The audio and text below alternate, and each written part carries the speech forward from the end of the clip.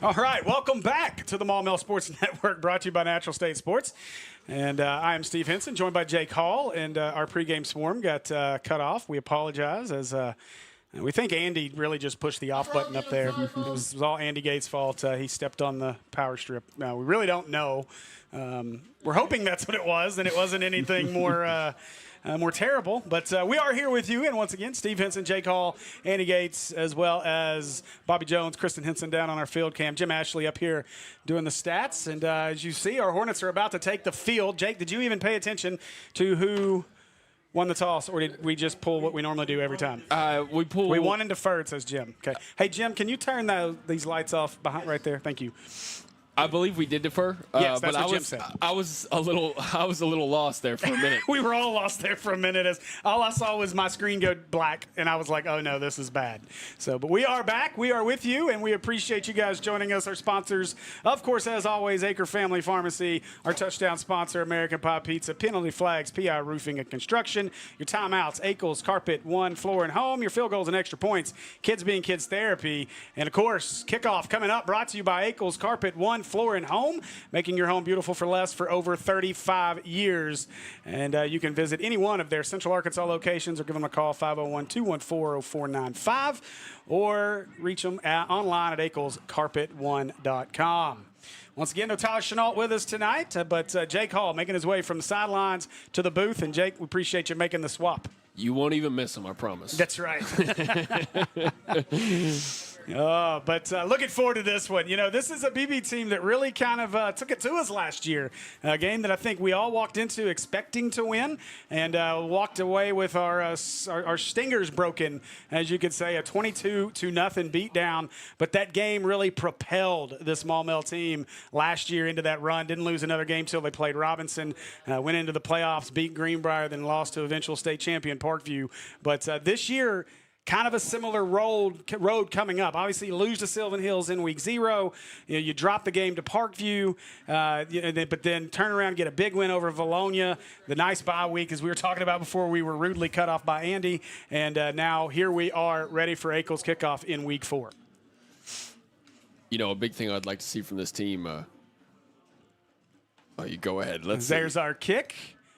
Returnable out across the 30 and going to be dumped there. No, I'm actually really excited to see us on defense right here, because that's one thing. I don't know if you ever heard coaches talk about this, but the bye week, usually they don't use the bye week to prepare for an opponent coming in next week. They might use like the back half of the bye week, but that front half of the bye week, that's like a free chance to go over some fundamentals again and rehash all those like important little things that you don't really get to talk about throughout the season, like tackling. They struggled to bring down Ashcraft against Valonia 2 weeks ago. So, and I know this quarterback probably saw that on film and might try to use his legs as well. So I'd like to see some better tackling out of the Hornets, and I'm sure they harped on that a lot over the bye week.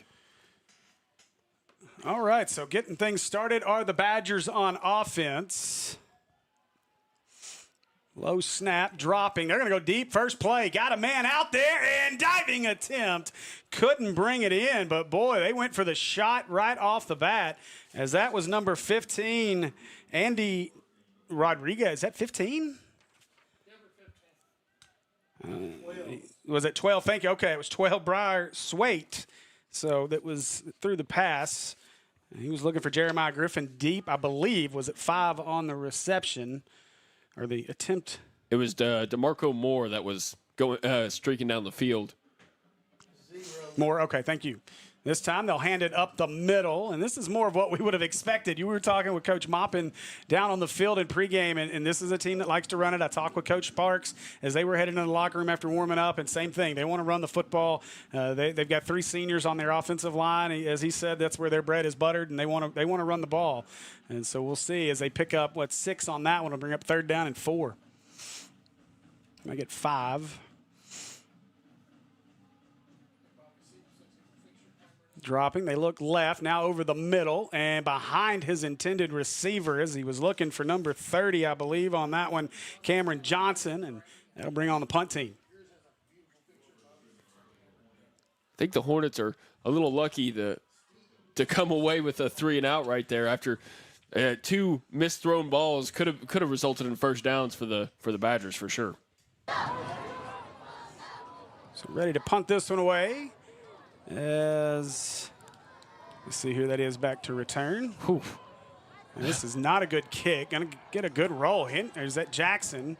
No, Henry picks it up at the 40 and weaves his way out to the 46. That's where the Hornet offense will take the field to get things started. Brought down by number 33, Luke Lewis.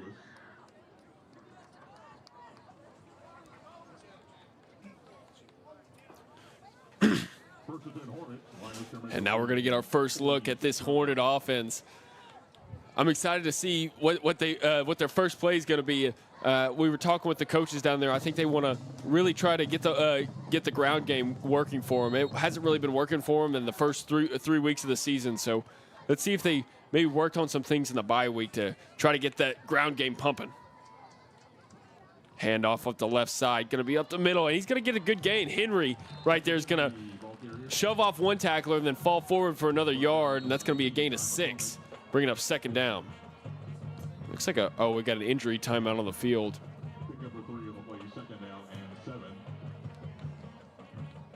That's Nate Brackett that is down for the Hornets. I didn't see what happened, but there was a lot of bodies in the middle of that line, and that's exactly where he's laying.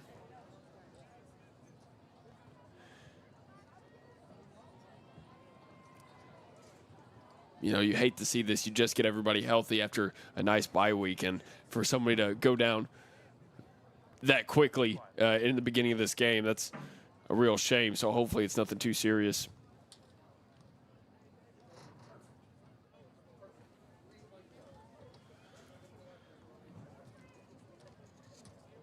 But I want to thank everybody for joining in and joining into this broadcast. I know we probably had a few of you in here earlier, and then our feed fell through. So hopefully you found your way back to us. I think this should be a good game. But 5A Central starting off conference play. This is going to be huge for the Hornets to get a better start than they did last year with the conference schedule. Being able to start 1-0, I mean that's just huge, and especially in a 5A Central division that is tough, top to bottom.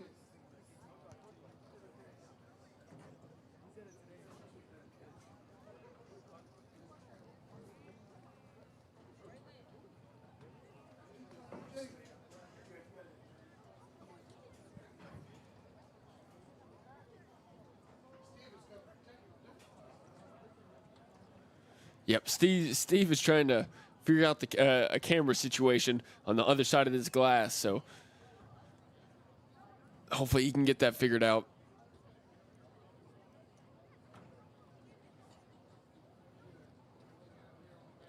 I'm not sure what's in the bag. Do you know what's in the bag? Oh, man.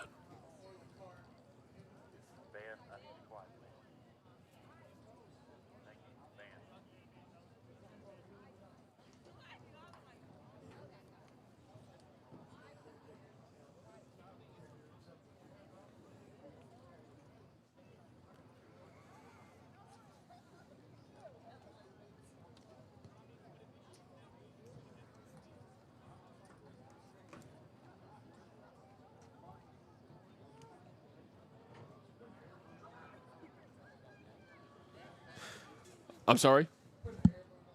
Oh, it's an air boot? Okay.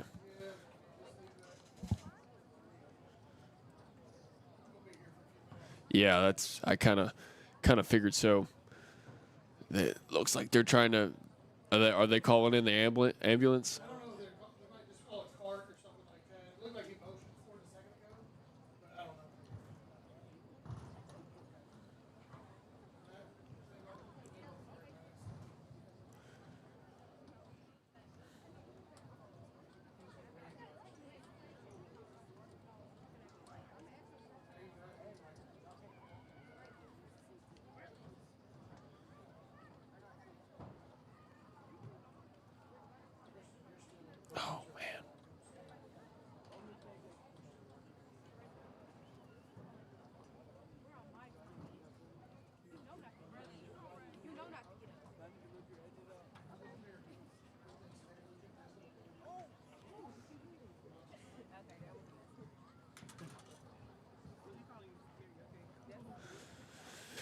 Yeah, you know, with those lower leg injuries, it's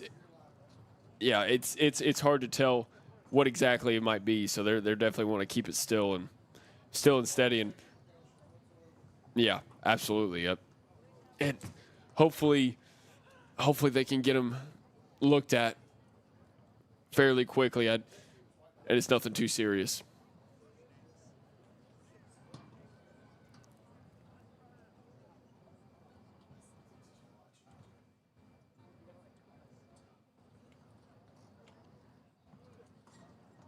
I'm sure Coach Maupin, this is not how he envisioned the start of their offensive possession coming out of a bye week to look like. Right, you get a 3-and-out on defense. Things are looking up for the Hornets, and right then another punch in the gut. It's a tough one for the Hornets.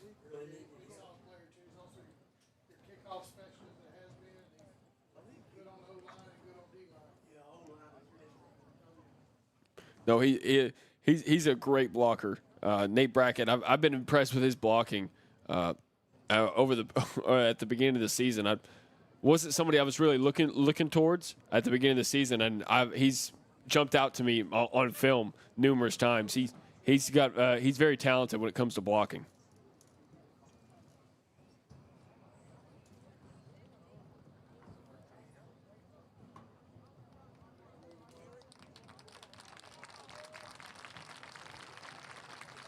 As the whole team's going to leave the sideline to go wish him well.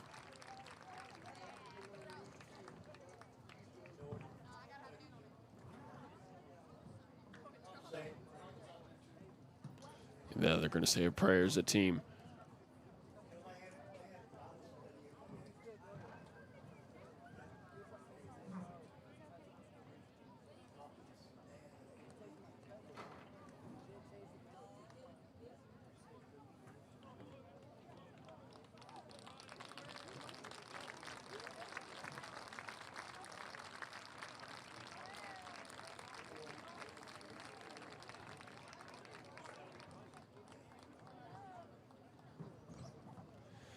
Seems like we get reminded of this every game you watch.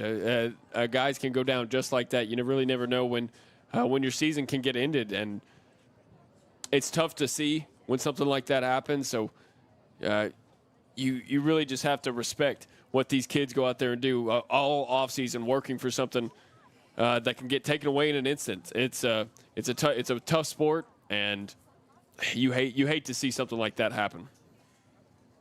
Okay, yes. Sorry, thanks, Jake, for taking over for me. We had some camera issues there, but I'll be honest, I didn't even look down to see who was the injured Hornet. Nate Brackett. Oh, man, and Brackett just came back. I know. We just got Brackett back after being injured in the Sylvan Hills game, so obviously a pretty significant-looking injury. So we hate to see that, but Hornet offense back out on the field. It'll be 2nd down and 5. And now we'll see how the offense responds after the long break. There's Warrior with Henry behind him. He'll fake it, throws, got Hampton. Hampton lost the ball, but it was out of bounds. And they're going to mark him down at the 44-yard line, which is going to be right at the sticks. You know, I had a question for you last week. If you see the first down markers over there, why don't they have the wide orange cone at the bottom? It's hard to see sometimes. Yeah, it is. I don't know. Looks like we're still having some camera issues that I'm going to have to work through between quarters. Gave them the first down. So an Acre Pharmacy first down, and the Hornets got a head start as looks like, I believe that's Christian Jackson who started early. You know, we just heard Coach Maupin in your coach's pregame interview talking about wanting to avoid penalties and not really hurting yourself type of a game, and that was not what you want to see at the start of the ball game. Not at all. So 1st and 15 now after the PI roofing penalty, and now Warrior once again. Claps his hand, gets the snap. He'll hand it away. Henry, right side, runs into a lineman and gets hammered in the backfield as the Beebe defensive line blew that play up. Tackled by DeAndre Chermiel. Chermiel, amongst others, in on that tackle.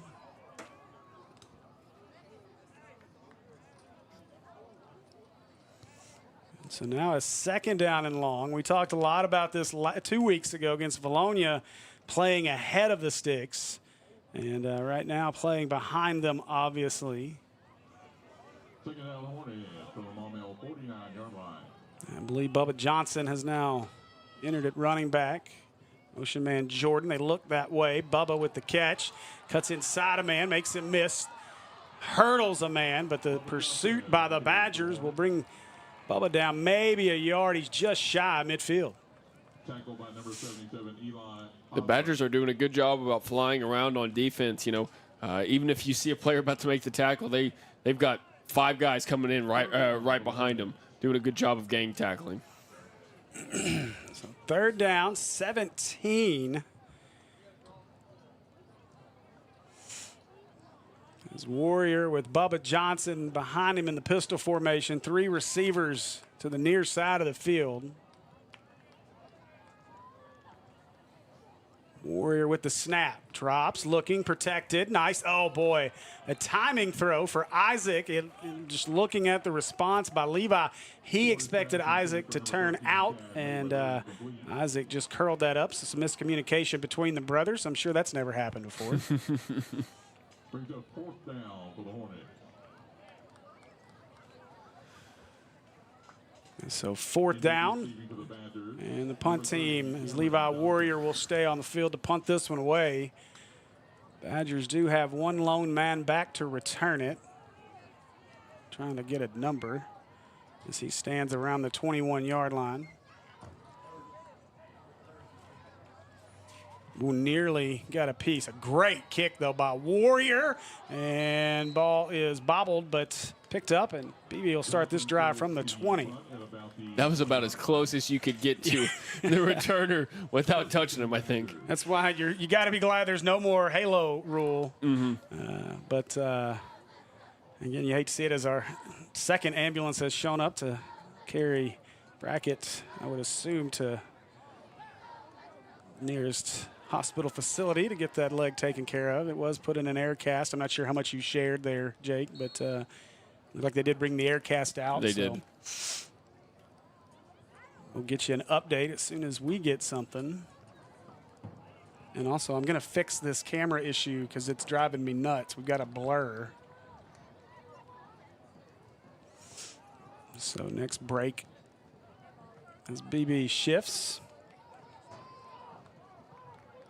And ball's on the turf, going to be picked up by the running back. Looking for room is Goodrich, and does a great job just to get back near the line of scrimmage. As we'll see where they spot it. Might have got out to the 20. If they spot it where he's at, he actually gained a yard somehow. Wow. Nope, they're going to back it up inside the 20. So it'll be second down and a long 10.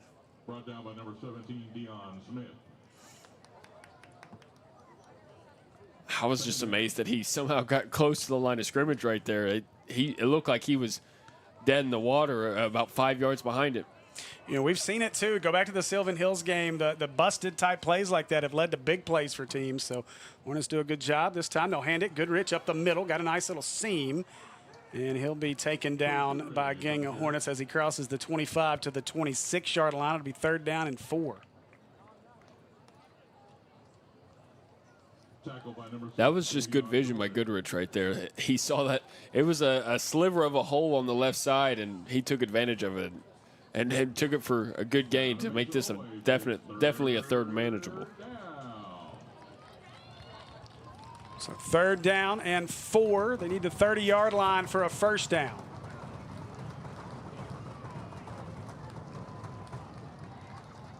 A lot of movement. BB a little confused, and that should be, and it is, a PI roofing penalty as they had multiple guys moving and nobody got set. So they'll back them up 5, and it'll be third down and 9.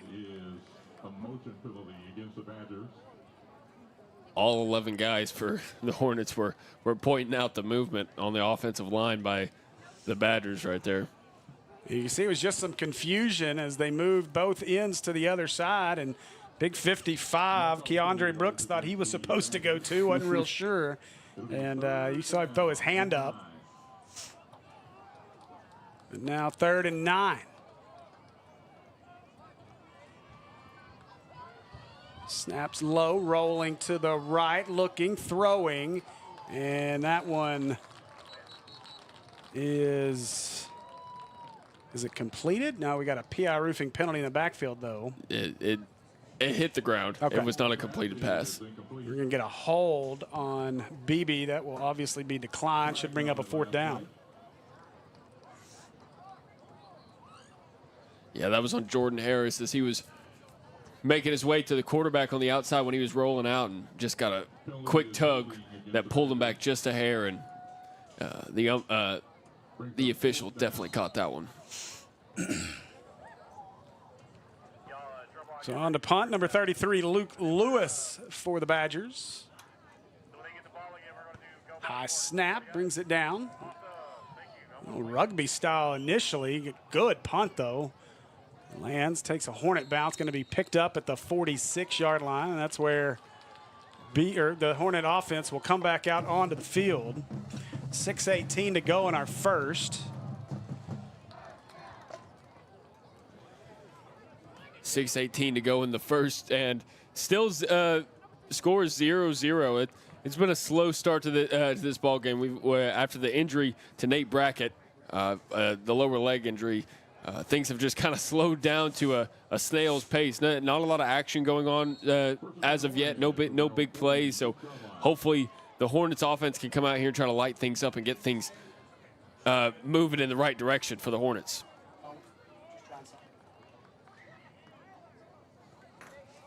The Hornet offense back out there is Warrior. That's Henry behind him in the pistol. Warrior wants to throw Jackson. deep. Got a man, jump man there. Inside the 20, 10, down to the 7-yard line as Christian Jackson makes the bucket catch. 1st and goal, Hornets. I was looking down here at the bottom of our screen. I saw that saw Jackson down here with coverage one-on-one, and was wondering if Warrior was going to take advantage of that. So 1st and goal after the Acre Pharmacy 1st down.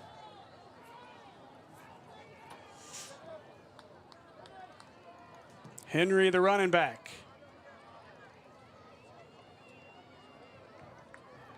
The Warrior calling out the direct instructions to his offense. Gets the snap, fakes it, looking over the middle, and that one incomplete. As that one falls to the turf, it'll bring up 2nd and goal.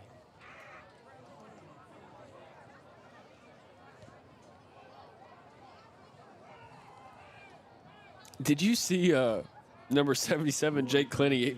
He was all the way in the end zone when that ball was thrown. I was like, how did he get there? And Jake told me in pregame, I was down there earlier. He told me, he said, I'm probably going to get another late hit tonight. I think he's had one in every game.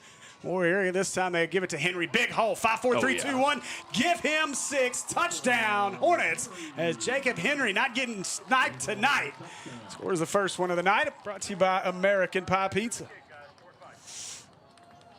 You know, that's one part of their offense that we haven't really seen huge strides in is the running game. And so watching them get their first touchdown of this ball game being on the ground, Jacob Henry getting to just shove it in. Great blocking by that offensive line. You love to see it. I know you want to be able to lean on that run game throughout a lot throughout the season. It opens up so many different options as a play caller on the offensive side of the ball. So great job getting a touchdown right there and taking the lead in this 5A Central Division matchup. Yeah, of course, opener to the 5A Central play. That was a big thing we talked with Coach about as we await our Kids Being Kids Therapy Extra Point, a late addition still. And we're going to get, I think they're going to get a substitution infraction here, and that is what it is. So we'll back this up.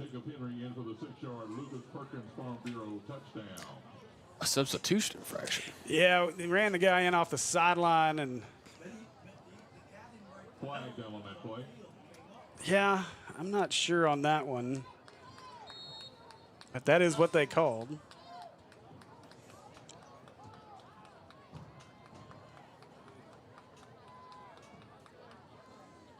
So Dylan Moran on for our Kids Being Kids Therapy extra point.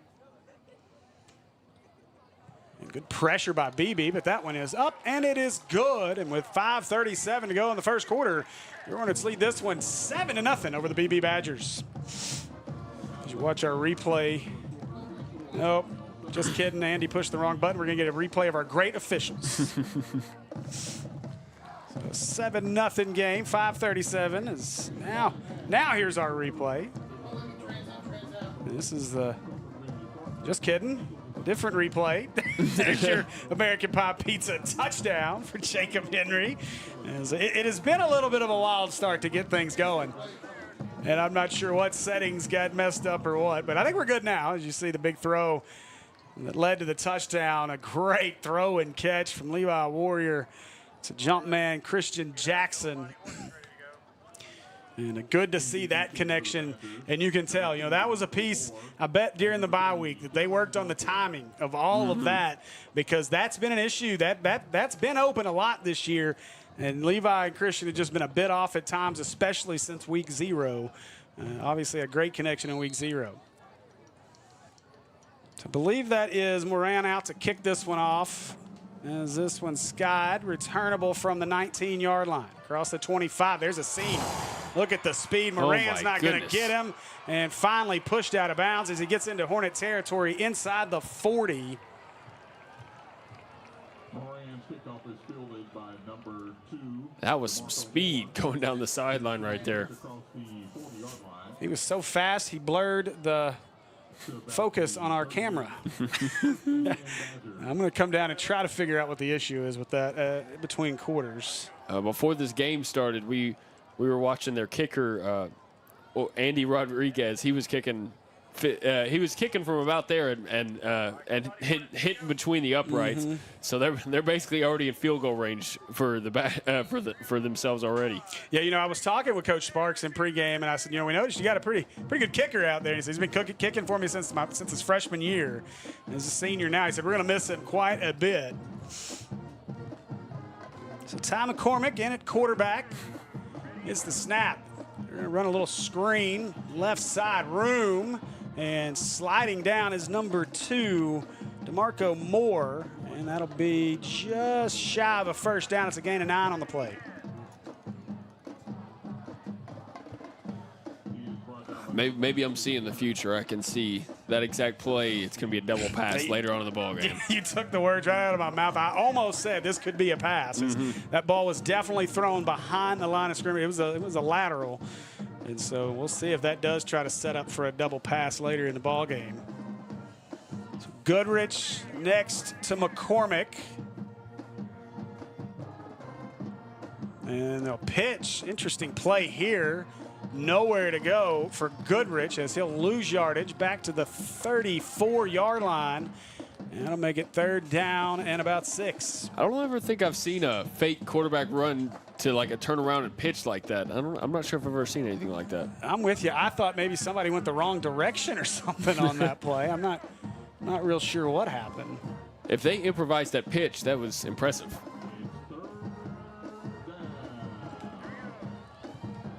So 3rd down, 6.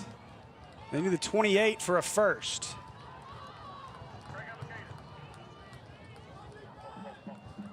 Well, that was forward motion. They give it away to Goodrich up the middle, and Goodrich has popped at the 32-yard line. That's going to bring up a 4th down. I hear Jim back there, the former official. He was saying the same thing I was. Cam Johnson was in motion, and he definitely moved upfield instead of sticking it east-west. He got a little, I guess that would be northish. So are they going for it? They're going to go for this. I'm surprised with the kicker they have. I'm also surprised. So they'll go for it. 4th down and 4. Goodrich, the running back. They'll motion Moore. Right up the middle, and looks like he got it. He's needed the 28. Looks like they're going to give him the 27, and that'll be an Acre Pharmacy 1st down for the Badgers. That decision seemed it seemed pretty easy for the Badger coaching staff. I think that was something that they must have seen on film over this past week that they thought they could take advantage of against this Hornet defense. Well, again, Jake, when you got 3 senior offensive linemen down there, that's Yep. one of those things Yep. you want to prove your will in a ball game, especially on the road. That's a good way to do it. Motion man is Johnson as he'll circle behind and get the ball from McCormick, going left side inside the 30, breaks a tackle, and another as he dives forward for an extra yard or two inside the 20 to the 18-yard line, and he is a yard shy of another Acre Pharmacy first down. 30. Cameron Thompson on the carry. Brought down by Jonathan Williams. So Jay Will on the tackle. Honey buns for everybody. Pick up this to the Maumelle 18-yard line. Second down, Badgers. Second down and a yard.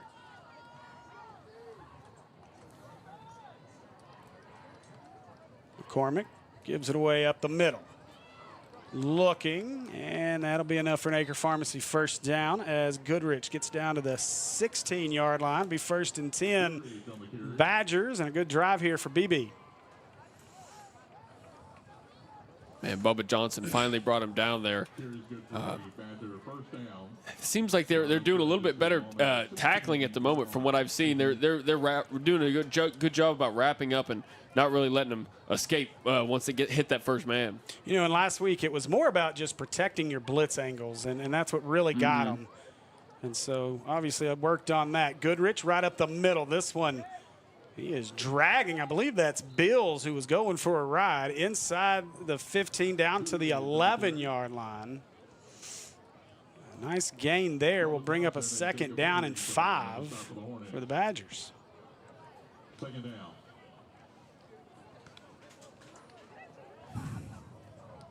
Isn't that Braylon Russell's number for Arkansas 0? That's what he kind of reminded me of right there, just the Benton Bruiser.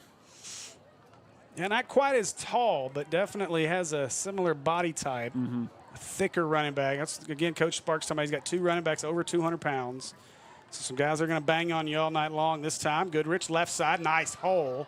And he's right at the sticks. They're going to mark him. Let's see how they mark this. They're marking him right at it at the 6, and they're going to say first down, I believe. And they do. It'll be an Acre Pharmacy first down for the Badgers, first and goal. Line of scrimmage is the Maumelle 6-yard line. You know, they started out their first offensive drive with, I think, 2 or 3 straight passes, and now all I've seen them do is run the football. Yeah, and again, we were both I was really surprised that they decided to throw it deep on that first play. McCormick, away to Goodrich. Goodrich, nice seam, breaking through, and touchdown Badgers as Beebe strikes here with 39 seconds to go in our first quarter, and it's a 7-6 ball game. We forgot to stop the clock. It continues to run down inside of 30. Basketball coaches not doing their job down there right now. Still running. Yeah, they must be playing on TikTok. They got it stopped at 22. Should be at about 32. 39. Yeah, we've got 43 on the screen. I don't think our officials are going to fix it. They just said forget it. It's 20 free extra seconds apparently. They are not. Oh, they're going to reset the play clock. Or not. Wow. What did we do? Did we even have a ball set? Apparently we did. The Kids Being Kids Therapy extra point is up and good. And with 22 seconds left in the first, it's a 7-7 ball game. And I tell you, we're all having technical problems here in the first quarter. You know, this is when we are we gonna ever have the officials, Mike? So we can hear the officials. The issue is figuring out how to get it from down there to up here, and then how it works all the time. It's a whole mess. Coach Maupin is talking to the officials right now, wanting to know why are you not going to fix the time. The officials said, because we want to play 20 less seconds tonight. Good shot here of our stands. And, hey, listen, we need you Hornet fans out here and loud. It's getting to be football weather. I know it's probably way more comfortable there on your couches, and we appreciate you watching. But some big conference ball games coming up, and we'd love to have this place packed out. So let's see those stands full the rest of this year.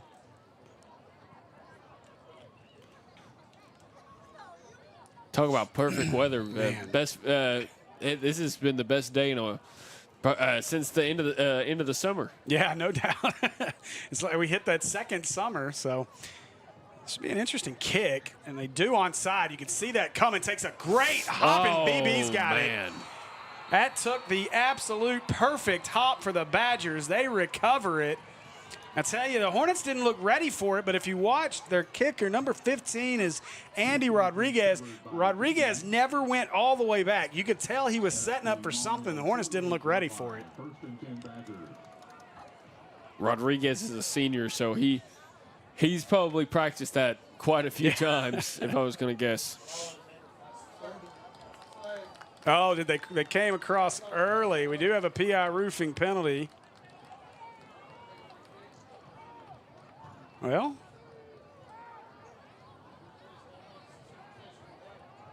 I didn't see him call it. There's the flag down here at the 10. Well, we've still got. Do we have the return team on, or it looks like we've got our defense on the field. False start. Why isn't the white hat making the call?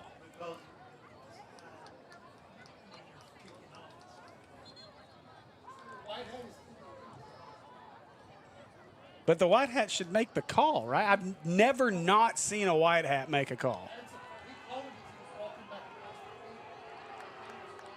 But it was this guy that actually gave our signal. Either way, it was they got started early. They crossed the line too early. So a beautiful onside kick negated by a PI roofing penalty and a big break for the Hornets.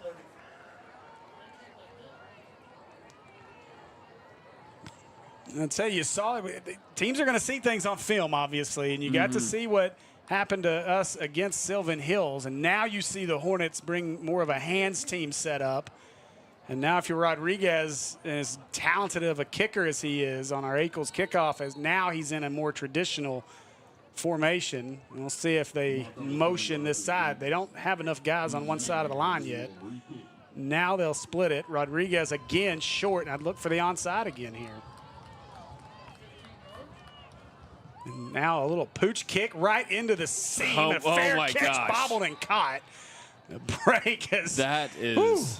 That whole sequence right there was just making me nervous. If he would have kicked it deep, and got it before it went in the end zone, So it's Baker on the return on the catch. Now I'm wondering if you're going to get a personal foul. It wasn't much of a hit, but they did kind of wrap him up. It'd be a pretty ticky-tack personal foul on Beebe if that's what they're calling here.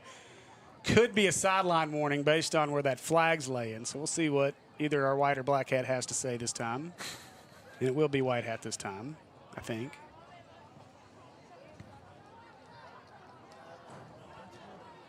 Wow. So an unsportsmanlike conduct penalty on Beebe will move the ball 15 yards and makes you wonder what was said, Jake. Yeah, no, this has been one of the weirder starts to a football game that I've been a part of. There's all sorts of, up here in the booth, down there, everywhere. Oh, man. We're still trying to figure things out of the bye week, too. Oh, I didn't have a bye week. I was down in Dallas for PA Highland Park, which, might I add, was a lot of fun. Beautiful facility. Sitting in their press box looking across, you saw the skyline of Dallas DFW all lit up in the night. It was pretty nice.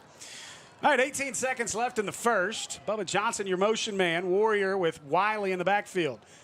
Warrior kept it as he tugged it away from Wiley, but the pursuit will dump Warrior. A 1-yard loss on the play. And that is probably how our first quarter is going to come to an end.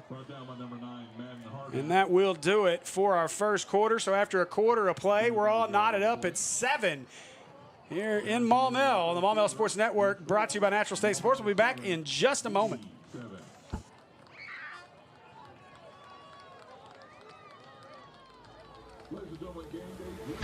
Come see us today at American Pie Pizza. Enjoy our pizza by the slice daily from 11 a.m. until 2 p.m. Or catch one of our daily specials like $2 Tuesdays and get $2 off any large pizza. Are wings more your thing? Monday nights are Wingtastic Mondays. So get all the wings you can eat for just 69 cents a wing. And don't forget about the incredible cheese dip. Then to finish it all off, be sure to grab a Pizookie or one of our other amazing desserts. So head over to 9709 Maumelle Boulevard and let our friendly staff serve you today. Call ahead at 501-758-8800 or order online at www.ampipepizza.com. Live free and eat pizza at American Pie Pizza.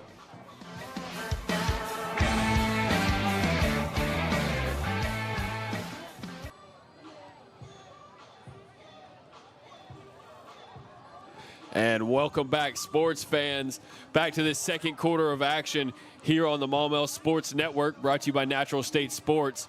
We've got a tie ball game, 7-7. The Badgers just went down, scored after a long grinding drive, then just milked a bunch of time off the clock, and now we're into the second quarter. The Hornets are going to get the ball for, I think this will be their third possession of the night. See if they can try to get this offense working. They were doing a good job running the ball with Jacob Henry, and they're going to let Levi Warrior play action. Oh, my gosh, right to the defender. Nowhere. That was unfortunate for Mr. Warrior. He rolled out. I guess he didn't see him hanging. I think that was the linebacker hanging over the middle of the field right there, and he just right to him. That's unfortunate for the Hornets, and just like that, the Badgers are back in action. See what happens when I let you go play-by-play. I know, man. No, I'm telling you, I'm bad luck. This has just been. I've had a rough year. I've had a bad luck year all around, to be honest with you. I feel like we all have in some form or fashion. Still trying to work on this camera. I might have to do more work at halftime. Yeah, it shouldn't have that blur. I got to figure out what setting is jacked up. And it might be. I switched our SDI cables. It could be that. So McCormick, bobbled on the reverse, trying to find the corner. He will not, is Johnson, and he is dumped by the ball's out. And that is a forward pitch that should be a penalty. So Johnson, I don't know, Andy, if you can get the replay of that, but I'm fairly certain that Johnson, number 30, Cam Johnson, tried to pitch that forward, and he did. That's why the ball came out. We'll take a look at that here in a few. Let's wait till after this play. I'm curious, especially if you could slow-mo that at the point of the pitch, if that ball came out on its own or if he pitched that. If so, it should have been a penalty. Either way, second down. Dropping, McCormick looking, and that one batted down, caught by a lineman. Big 55 going the wrong way. He pitches it forward again and going to be still not ripped down. Got away at the 40. PI roofing penalty on the field, and he will be dumped at the 49. What a wild play, and that will definitely be an illegal forward pass on the pitch by the lineman. Wow. We've got some backyard football going on out here. Our craziness from the first quarter has extended to the second. What a wild turn of events right there that was. I don't even know how to call that. I think you did a pretty good job of calling it. That was the offensive lineman catching the football and then decide to try to run with it that was the decision. I am shocked. Jim, I'm not real sure. As we await our call here, and it will be. So yeah, it's actually he can't catch that football if I'm correct. Oh, he can't even catch the football. Lineman, he's got to bat that down. That's what they called. Is that what they called, Jim? Did you ineligible receiver? I thought that. If it's bad, an offensive lineman can't Okay. I've been corrected. It was an illegal forward pass. Then I guess is what that call was. Either way. It is third down and forever. I'm not even sure if I've ever seen the illegal forward pass signal from the official. McCormick hands it away. Goodrich looking for room, trying to stretch it out. He's got room around the left side. Goodrich finding some room as Beebe, this offensive line is eating right now. It'll be fourth down. It was the third and a mile. Will's going to beat you for that one. Hey, Andy, can you go fix in the controller the Badgers name and click save this time? Sorry, Matt Jenkins. Thank you. Oh, my goodness. We fixed it, but we forgot to click save. So fourth down and 21. I wonder if we're going to quick kick here. Ball is loose, and now whistle And play was blown dead. It'll be a Akel's timeout by the Badgers. So we are all kinds of messed up here. It doesn't really seem like anybody can catch their rhythm on the field or up here. Just play keeps stopping and starting. We're having technical difficulties. We're apparently playing the batters. It's hey, now it's correct. There We're we the go. Badgers now. Man, it's on there now. Hit the sync button a couple times. I don't know. It's on there now, so we're good. What? Too much going on there.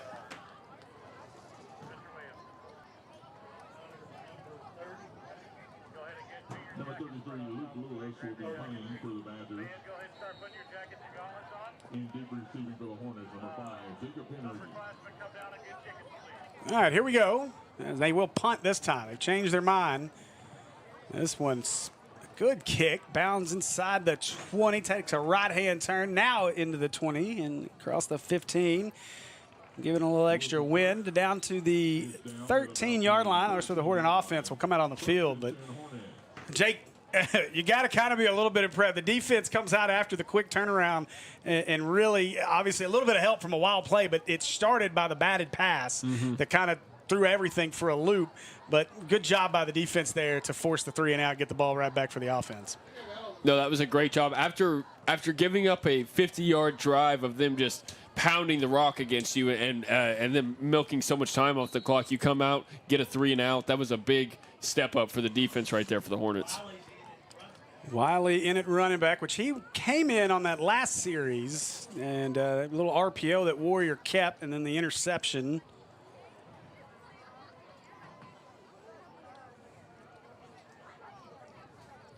This one, they will give it to Wiley. Oh, boy. Whoa. Wiley is hammered as he gets out to the 14, and welcome back to play, Mr. Wiley. Brought down by Luke Lewis.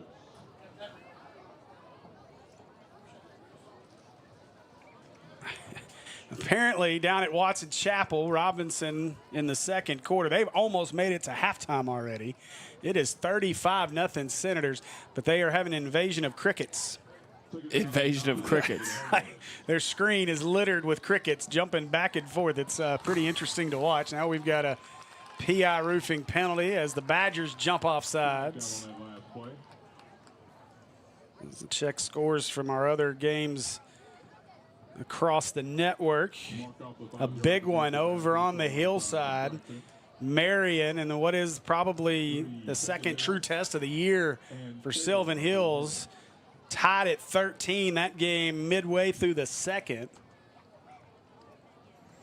Badgers show blitz. Back out. No, they bring it. Fake to Wiley. Throwing. Hampton reaches out, makes the catch. And that'll be enough for an Acre Pharmacy first down for the Hornets. Nice pitch and catch right there from Warrior to Hampton. Good play all around. The play action was perfect call right there. Hey, you know what, though? I want to say thanks again to Matt Jenkins for pointing out my error in the Badgers' name. But I also just want to say, hey, look, I really appreciate Matt watching, because Matt was the former broadcast teacher at Beebe High School all the way up until this year. So good to know he's watching us and not his former group over there. Made sure we got our BB folks nice and set up on the camera deck, though. Warrior hands this one away. Wiley this time got room, but going to be shoestring tackled as he gets out close to the 35, as that was number 33, Luke Lewis, on the tackle. Wally on the carry, brought down by Luke Lewis. Second down.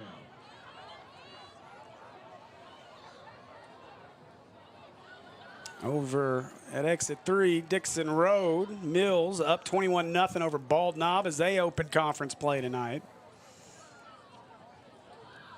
Bald Knob driving those. They're inside the 10. Find that one on the Mills Sports Network. Warrior, wide snap, got it, brought it down. Hampton hammered over the middle, but holds on to it out to the 45-yard line, and Hampton not getting up as he was popped on the play. That'll be an Acre Pharmacy first down, but Hampton is down and out. My goodness gracious. We've got 2 down, actually. Or maybe that's just a reaction from, who is that? Hampton back with us. That's Henry, and Hampton pops up. And I don't know that he was out as much as he was just trying to lay there and compose himself. It looked way but worse than I think it was. Hampton trying to stay on the field. Band-Aid says, no, sir. You're going to have to come off the field after that one. Oh, my. My goodness. And Beebe come out here laying some wood now in this first half. Yeah, he looked like he maintained himself after the hit and then just kind of rolled over. I'm not so sure he wasn't actually out right there. I was just looking at it. I rolled it back. I think he was just hurting. Maybe when they knocked the wind out. Pump fake. Warrior steps up in the pocket. It collapses. Oh, my goodness gracious. I tell you what, yeah, we're going to get some kind of late activity over here. But Beebe's really close. They're bordering that line of targeting calls coming in, flying like that spear in your helmet. We'll see what this PI roofing penalty is.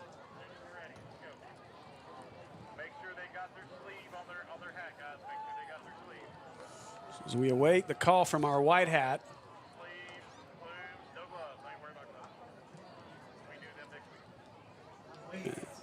Yeah, they're going to call this is going to be against Beebe. No, it seems about at the end of every play, you can almost guarantee there's a Badger coming flying in, getting pretty close to.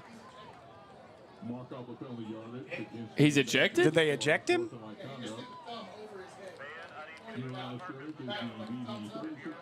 Really?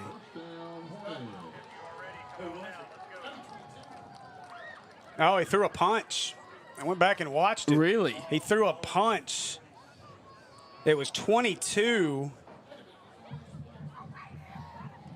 It was 22 who got called for the penalty, and I believe he was tied up with, looked like McEwen down there, and I think he kidney punched him.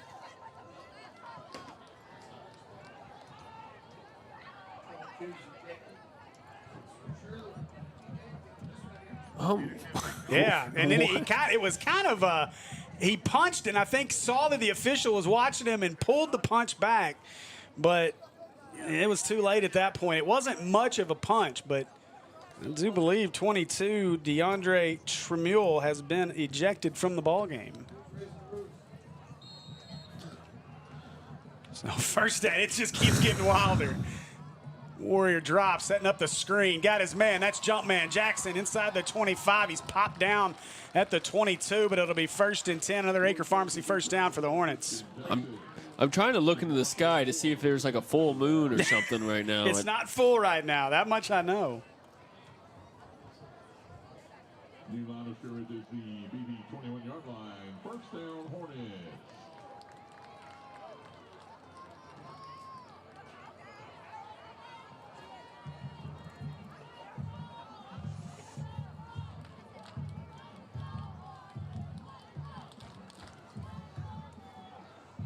Wiley, your motion man. Pressure all over Warrior, and it got there just in time that he couldn't get it to him. As he had, who was that over the middle? I can't tell. I think it was Bubba. It was Bubba. Yeah, looking for Bubba Johnson. And Warrior just couldn't get it out in time.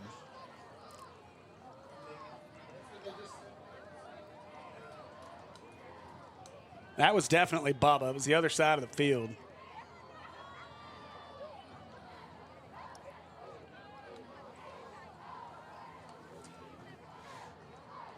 Hand off to Henry right here.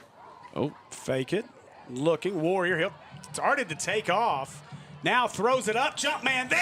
Oh, my goodness. Give him 6. Christian Jackson. Touchdown, Hornets. But we got Laundry back at the 24-yard line, and I think it's going to be a hold. Oh, man. Oh, my goodness. The highlight play for Christian Jackson. But a hold, I believe, is going to bring this one back. And I saw it out of the corner of my eye when Warrior rolled the other direction. It got his lineman in a bad spot and got caught up in a hold. I think it was McEwen that's going to get called for it. But what a throw and catch. for what would have been an American Pie Pizza touchdown. Yeah.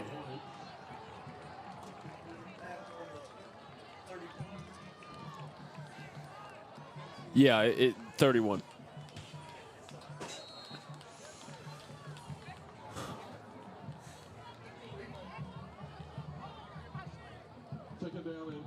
Man, I wanted to comment on Jumpman's dancing down there, but I didn't get a chance to. We've got a celebration cam down there for him. We'll see how much they use it. Warrior drops, looking, rolling, left, throwing, over the middle. Oh, my goodness. He had 6, and he left it short. Oh, he had Jackson wide open, and I'm not sure where Warrior was putting that one. Number 4, Christian Jackson, incomplete.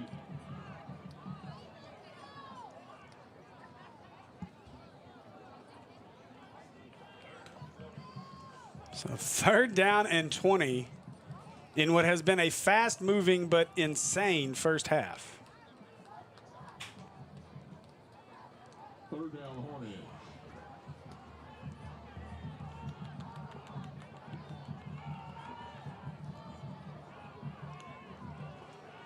Henry, your motion man. Warrior looking right. Screen set up. Jackson catches it.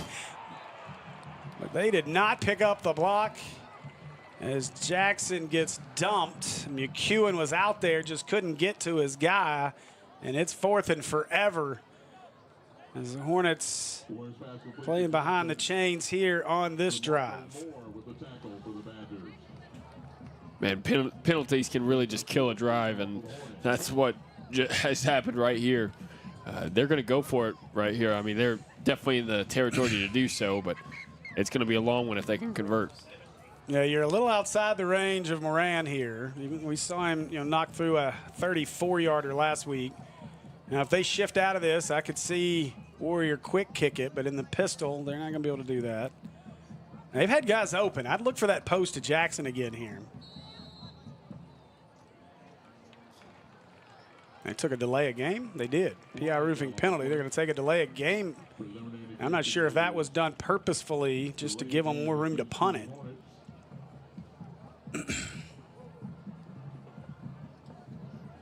Either way, still 5.5 to go in our first half. You got to believe, taking that penalty, the plan is to punt this away. Beebe going to back one single high safety all the way back to the 16-yard line. And I'll tell you what, if they're going to kick it, it's going to be out of a weird. Now they move Henry to the left. And they're going to go for it. Warrior looking, scrambling. Now trying to stay behind the line of scrimmage. Puts it up deep. Got a man back there. That's Isaac Warrior and Jackson. And it falls incomplete. I said Jackson. That was not Christian Jackson. That was Isaac Warrior as well as Montavious Brooks, the intended receivers.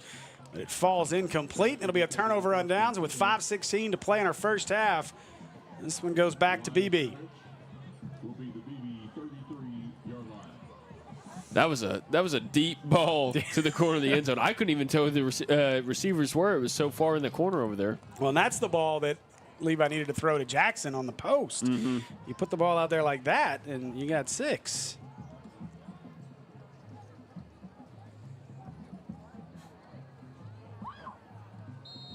Looks like maybe our Robinson Sports Network had some connectivity issues themselves. It was the Crickets. No, they don't have internet down there either, so. Where they're at Whitehall, right? Watson Chapel. No, Watson Chapel. Yeah. They are at the half. That one Mercy ruled already. Goodrich up the middle. Good push of the Badger line. It does. There's some folks in the comments saying the bugs are making it look like it's snowing down at Watson Chapel right now, and it does look like it's snowing at Watson Chapel right now.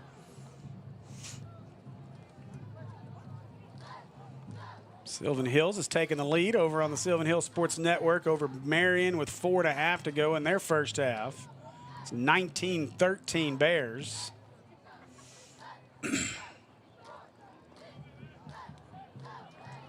Goodrich, McCormick in the backfield. They'll shift their line. Hornets answer it. They look left. Slant pattern. Caught.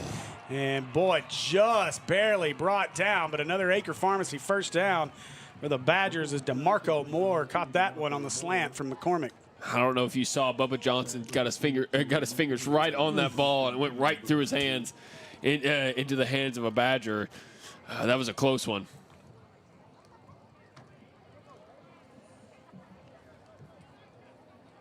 So 1st and 10 from midfield for the Badgers. McCormick.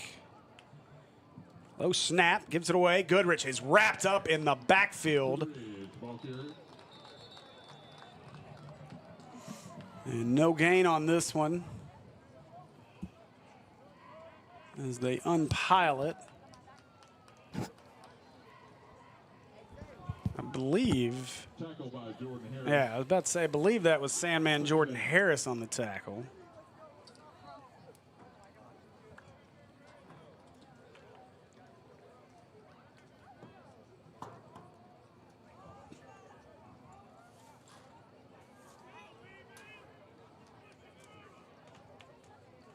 And McCormick away to Goodrich up the middle. Goodrich across midfield into Hornet territory.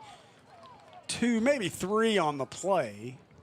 They will give him 3 down to the 47 and bring up a 3rd down and 7 for the Badgers. That was a good job by that Hornet defensive line to really plug up all those holes and not really give Goodrich any room to run. Robinson 44-0 at the half over Watson Chapel. They are rolling out of their bye week. They'll get back to town probably before we're done with this ball game at this rate. I think you might be right. McCormick slipped, and good tackle in space. Oh, we got a late little pancake there by the Beebe offensive lineman, as that was big 77 Eli Osborne. I was looking at his credentials over here earlier. 340. It's 5'10", though. Talk about a bowling ball. So 4th down and 4. We'll see if McCormick and the offense. Now McCormick going to drop back. They're going to punt this. Hornets have nobody back. McCormick, quick kick, just got it away as Jalen Harris nearly got a piece of it. And this one takes a backwards bounce and it'll be down at the 25-yard line. It'll be Hornet football with 2:04 to go in the first half. And boy, Jake, I think we've said it enough, but it's been an interesting start to this ball game. Absolutely. It's been an interesting start, and I think both teams are looking for one side of their team to calm things down and really get things into a rhythm. I think you kind of got to be looking at your offense do it, because both defenses have performed pretty well so far up into this point, I would say. Good shot there, Jake Clenny, as well as Levi Warrior, Jacob Henry, big number 58, Riley Reiser. He was one that I think Coach was talking about earlier, was excited to have back or have in there tonight. So Marion is just taking the lead over Sylvan Hills as well. And Sylvan Hills muffed a punt. Now handed away. Nope, Warrior, nice decision. He kept it around the edge. Warrior off to the races across midfield and is finally pushed out of bounds. What a run by Levi Warrior. Acre Pharmacy, 1st down for the Hornets. That was a lot of green grass after he got to the outside. There was so much room to run. Now you can't question Warrior either. Most quarterbacks would have tiptoed out of bounds. He kind of hesitated, let the defender go by him, and he kept trying to get more yardage after that. So big 1st down into Badger territory. 20-19, Marion leads Sylvan Hills. Oh, he was offside. Yep, PI roofing penalty. As that was number 50,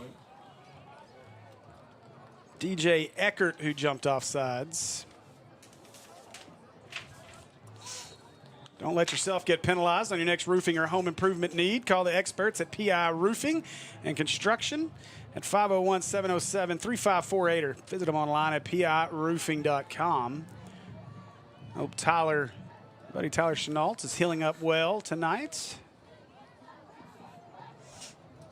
Hand this to Warrior keeps it again. Warrior, oh, careful. Warrior trying to get his leg out of there. Now going to be folded up, and boy, you hate to see that. And looks like he's going to be all right as he'll be taken down. And Ooh, that's a scary tackle on your quarterback, but it'll be up 2nd down and about 7. I'm not sure if that was the best decision by Warrior to keep that one right there. I think if he would have handed it off to Henry, he had a lot of room on the right side. Hampton back on the field. As Warrior gets the snap, he will give it to Henry. There's a big hole. Henry. Whoa, Henry galloping across the 25 to the 24. It'll be an Acre Pharmacy first down for the Hornets. Tripped up by number 30, Cameron Johnson. And Warrior says, hurry up, back to the line. They want to go quick. Warrior snap away. Henry gets it. Henry up the middle. He'll get about 3. As the Hornet lineman went flying at the end of that play, it'll bring up 2nd down and 7 from the 21-yard line. A minute left in the half. And we got a timeout, and Akel's carpet one floor and home timeout by the Badgers, their 2nd of the first half. And so, Jake, got to like what we're seeing here on this drive. Does seem like the Hornets have maybe settled in a little bit. This has been the most methodical drive we've seen so far of the ballgame out of either team. Every single time they've tried to run the ball on this drive, it's been huge holes and a lot of open field to run in. And you've seen it right there with Jacob Henry and Levi Warrior on the first play of the drive. So I think that's part of this Badgers defense expecting pass, being with only under a minute now to go before halftime. But they're getting a lot of room to run it, and they're taking advantage. Yeah, you see the replay here of the Warrior run, a great block out there on the edge. And again, Warrior refusing to go down. And we know Warrior's got some athletic ability, but boy.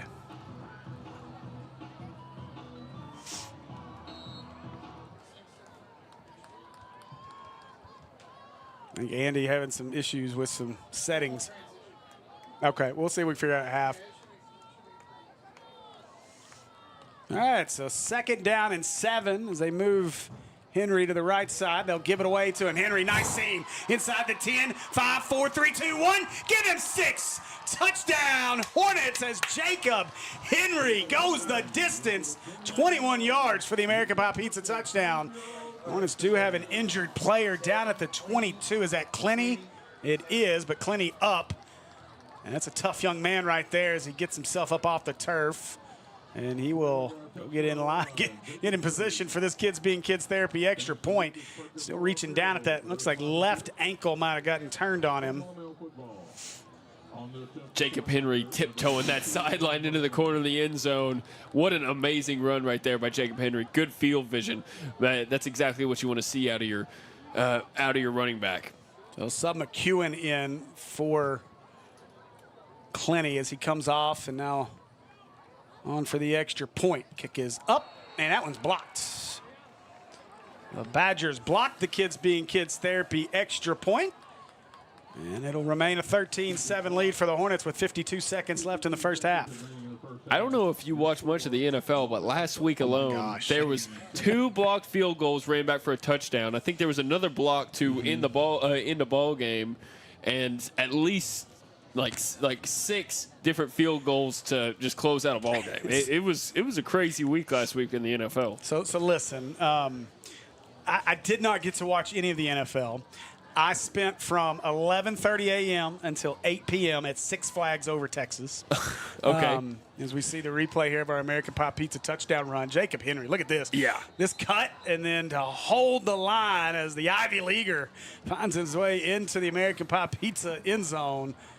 I just loved his vision on that play. He just knew, he saw the hole, he took advantage of it, and just glided around the defenders to get into that end zone. You know, and we've not seen much of that explosiveness out of Jacob this year.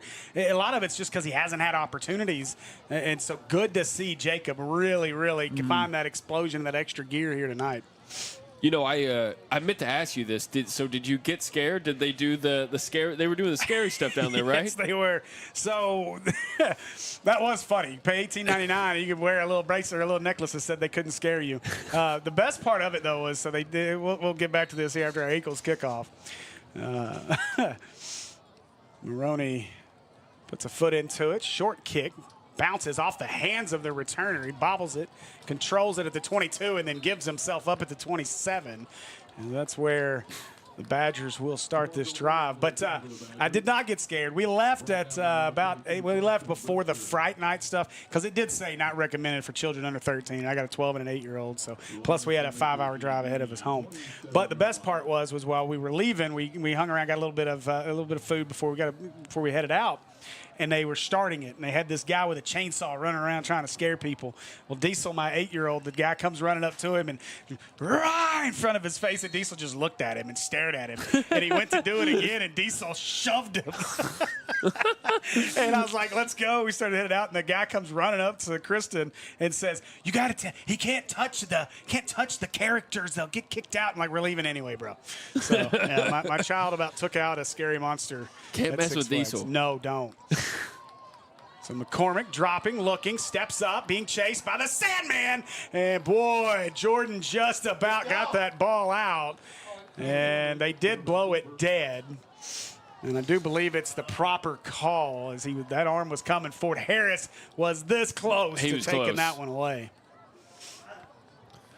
He was as he was swinging that big paw down, he barely got the ball away. Second down.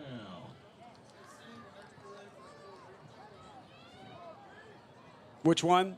Oh, Kristen's view of the touchdown. Oh, okay.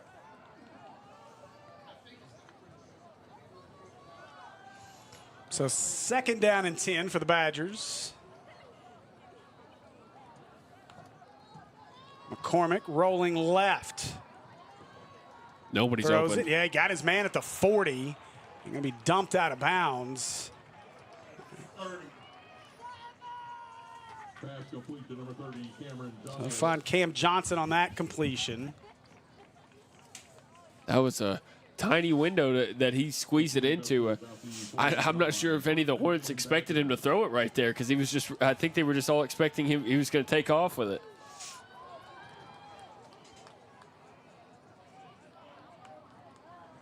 Now McCormick drops, looking. He wants to go deep, puts it up, and a little much on it. Hornets might have got away with a hold on the throw. Oh, my goodness. I think, though, he's going to be roughing. He's going to be roughing the passer in the backfield. Why is that not auto-focusing? Flag down that last play. There is a PI roofing penalty. It is going to be roughing the passer. Preliminary indication. Unsportsmanlike conduct against the Hornets. They had good pressure on him. I don't know if they got him in the head. Did you see the unsportsmanlike conduct? Oh, so I think it looked like Harris, I believe, and he came down trying to swat that ball, and I think got him across the helmet. I think that's what the call was. So 1st and 10, Acre Pharmacy first down out of the PI roofing penalty. McCormick rolling, Sandman chasing. McCormick just throws it up out of bounds. And that'll fall harmlessly with 22 seconds to go in the half. And it'll be second down. Number 6, Davion Jordan, and number 11, Jordan Harris. Jordan Harris chasing him down. You know, I'm old enough to remember that when in high school you used to not be able to throw the ball away, even if you were outside the pocket. That's crazy. That's an insane rule. That's asking for somebody to get hurt. Yeah. That's asking for. Quarterbacks become a bit more valuable since then. Now McCormick drops, looking, being chased. He throws it. He's got a man who catches it on his back inside the 30 at the 26. 1st and 10 Badgers after the Acre Pharmacy first down. What a play. Complete to DeMarco Moore. So mark it at the 26. 1st and 10. 10 seconds as the clock shouldn't have been running. Hornets. It wasn't. Now they snap it. McCormick looking, post over the middle. Did he one-hand catch it? No. He got close. He got close. Boy, oh boy, that would have hit the highlight reels if he'd have brought that one in. And the clock hits 0. And that'll do it for our first half of play. And Coach Sparks is not happy. I wonder if they didn't realize they had a timeout left. I don't know why they didn't try to call a timeout right before halftime. Jake, I'm telling you, I don't think they kept the clock stopped long enough. When I looked up, the chains weren't set, the play was not set for play, and that clock was rolling. I think our time person ran that clock, and that's what Beebe's upset about. So when they were moving the sticks, I looked over, the clock was at 14 seconds, and it wasn't moving. And then around the time that he had taken a couple steps back, I looked over, and it was at 11 seconds. So if they started it, they might have been like a second early. Okay. I don't think it was anything too egregious. All right, well, that'll do it for our first half of play. It's been an entertaining one, no doubt about it. We'll be back here in just a few minutes after we pay some bills with your Hornet band out on the field here on the Maumelle Sports Network. By popular demand at Akel's Flooring and Cabinets, we are extending our grand opening sale. Our brand new location on Rodney Parham means more space, more inventory, and more savings than ever before. Save up to 50% off store-wide on luxury vinyl, carpet, and now our new line of all wood cabinets in stock and ready for immediate installation. We'll even pay your sales tax, plus interest-free financing for 3 years. Akel's Flooring and Cabinets, where we make it beautiful for less.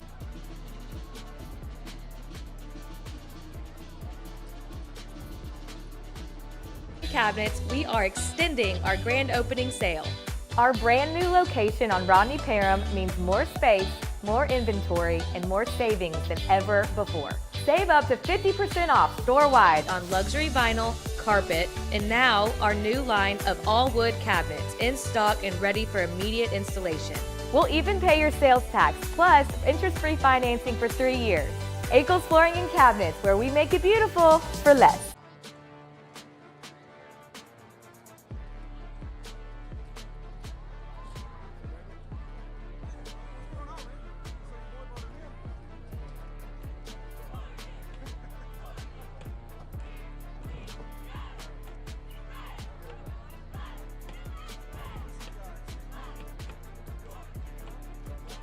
By popular demand at Akel's Flooring and Cabinets, we are extending our grand opening sale. Our brand new location on Rodney Parham means more space, more inventory, and more savings than ever before. Save up to 50% off store-wide on luxury vinyl, carpet, and now our new line of all wood cabinets in stock and ready for immediate installation. We'll even pay your sales tax, plus interest-free financing for 3 years. Akel's Flooring and Cabinets, where we make it beautiful for less.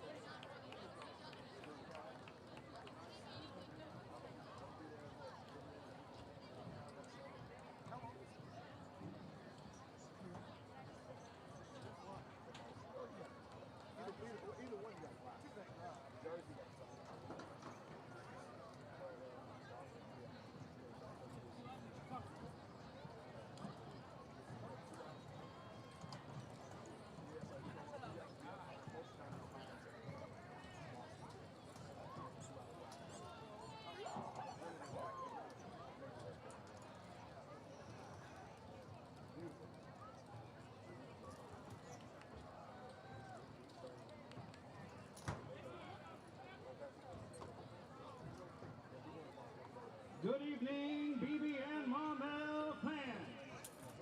Please welcome to the field the award-winning 2025-2026 Maumelle High School Marching Band. Their show this season is entitled If I Own It.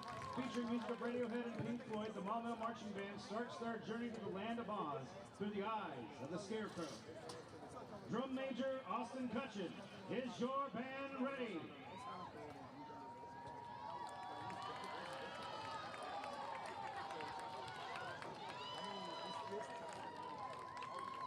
You may take the field.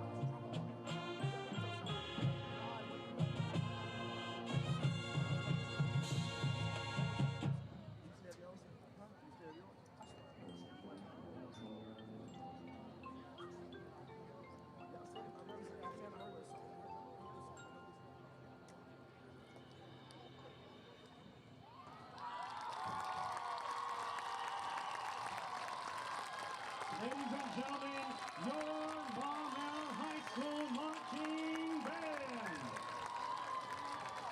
Soloists tonight include Olivia Evan on flute, Caleb Hendrickson on saxophone, and Colin Franklin on tenor saxophone.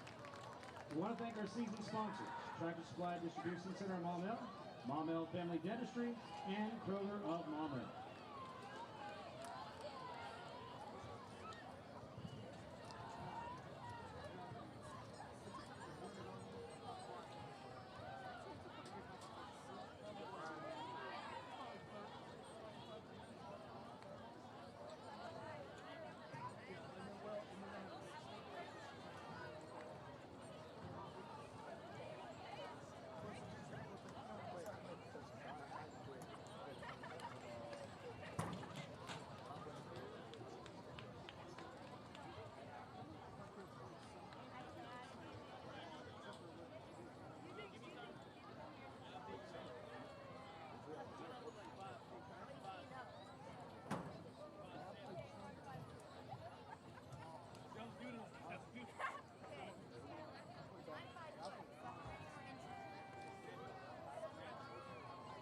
Maumelle, please welcome to the field the award-winning Beebe High School Marching Band.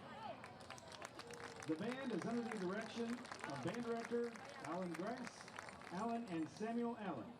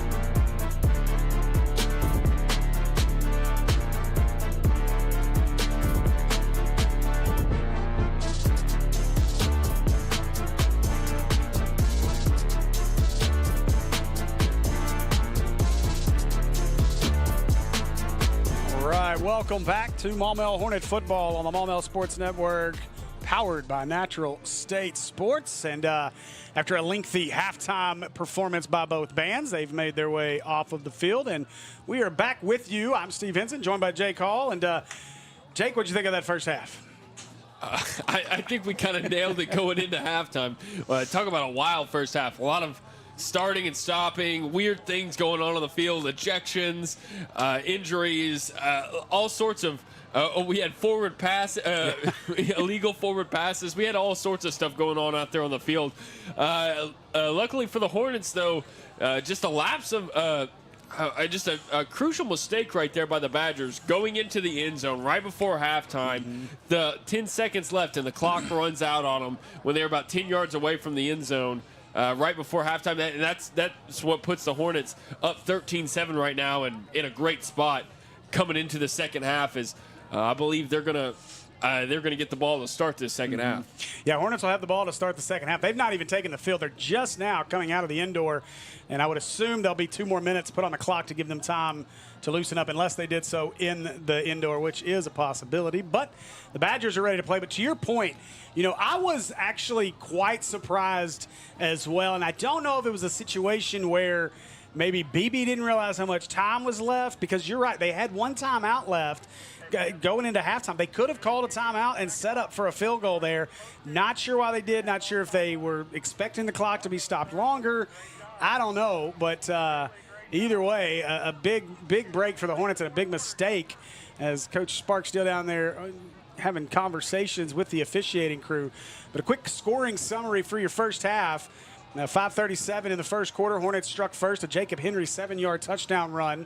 The Dylan Moran kick was good. It was 7-0 Hornets, but Beebe would answer quickly. 39 seconds to go in the first quarter. Goodrich, a 6-yard touchdown run. The Rodriguez kick, it was good. It was a 7-7 ball game. And then Jacob Henry with his second touchdown of the first half, a 21-yard run that's, by the way, took out our field camera. My wife, Kristen Henson, who's already had a rough enough week. She's looking like Nellie down there with a Band-Aid over her eye after catching a peg hook to the face at home this week. So she got run over by Jacob on that touchdown run.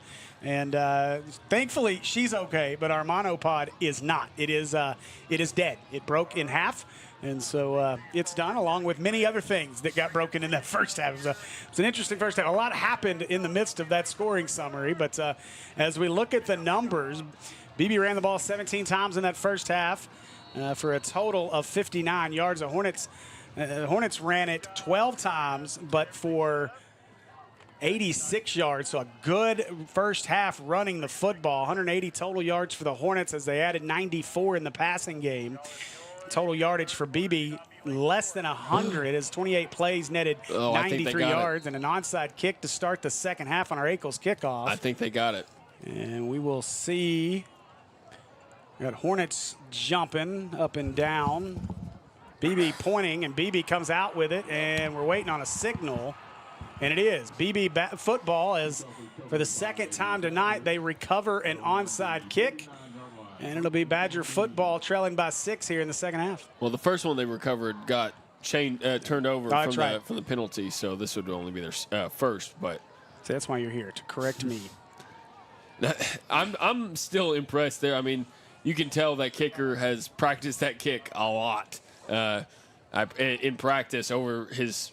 This is his 4th year. He's a senior now, so he knows what he's doing when it comes to those onside kicks. Well, Coach Sparks said they lean on their special teams and running game, and we've seen that so far in this first half, even though they didn't get a field goal opportunity. But here we go as Beebe now with the football with 11:58 to go in the half. They'll hand it away. Goodrich right up the middle, falling forward. We got bodies falling everywhere, but a gain of a yard on the play. It'll bring up 2nd down and 9.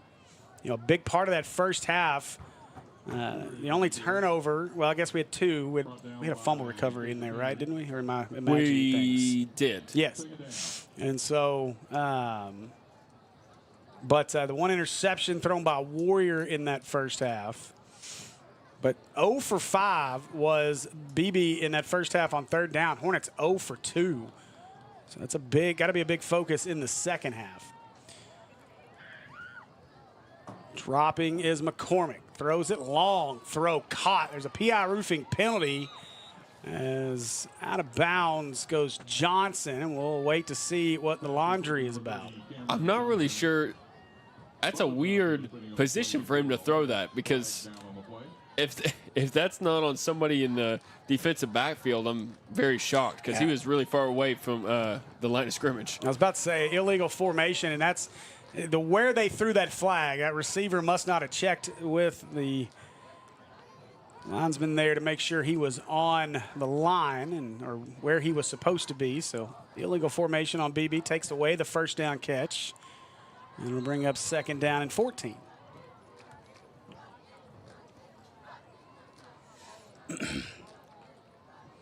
Jacob Henry, your leading rusher in that first half, 6 carries for 46 yards. Goodrich, though, leads all rushers, 14 carries for 51. Low snap picked up off the turf. McCormick steps up, protected well. Now throws across his body, picked off. Intercepted across the 40, 30, breaks into the open. 10, 5, 4, 3, 2, 1. Get him 6. Touchdown, Hornets, as Chad Mayweather with the pick 6. And the Hornets extend the lead to 19-7. Man, if you're Coach Maupin, you've got to be ecstatic right now. That's exactly what you want to see out of a defensive play right there. Just everything covered up. He tried to scramble. As soon as he tried to scramble, a linebacker comes in. He's like, okay, I can't run. I got to get rid of the ball. Gets rid of it right into the hands of the defense. Great job by Mayweather to jump in front of that one. And the cardinal sin of a quarterback, never, ever throw across your body. And he did it, and it was picked. A great job by Mayweather to cut in front of that and take it to the house. And so dessert for everybody after the Pazuki score on the pick 6. Now the Hornets will leave the offense on the field for the Kids Being Kids Therapy extra point. They'll go for 2. Try to make it a 21-7 game. Henry, your running back. Warrior gets the snap, fakes it, throws it, slant, got his man, and Hampton got it, and the conversion is good. Our Kids Being Kids Therapy 2-point conversion, good. Hornets lead at 21-7 with 10:35 to go in the 3rd quarter. It's not very often you see that young man drop a ball. If it touches his hands, he's holding on to it. Hey, Kids Being Kids Therapy, every child's unique. They like to help all kids enjoy the same thing, a fun, fulfilling childhood. Kids Being Kids Therapy provides evaluations and occupational, physical, and speech therapy to help develop and strengthen skills while encouraging independence.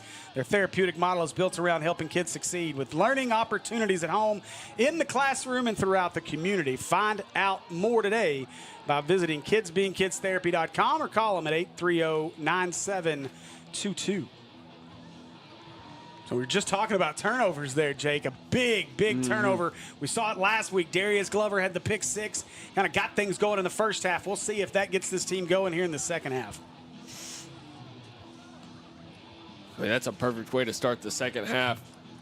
Extend your lead, and that makes it a 2-possession lead for the Hornets. That's exactly what you want to see. Now this defense comes out there with a little bit of momentum on their side.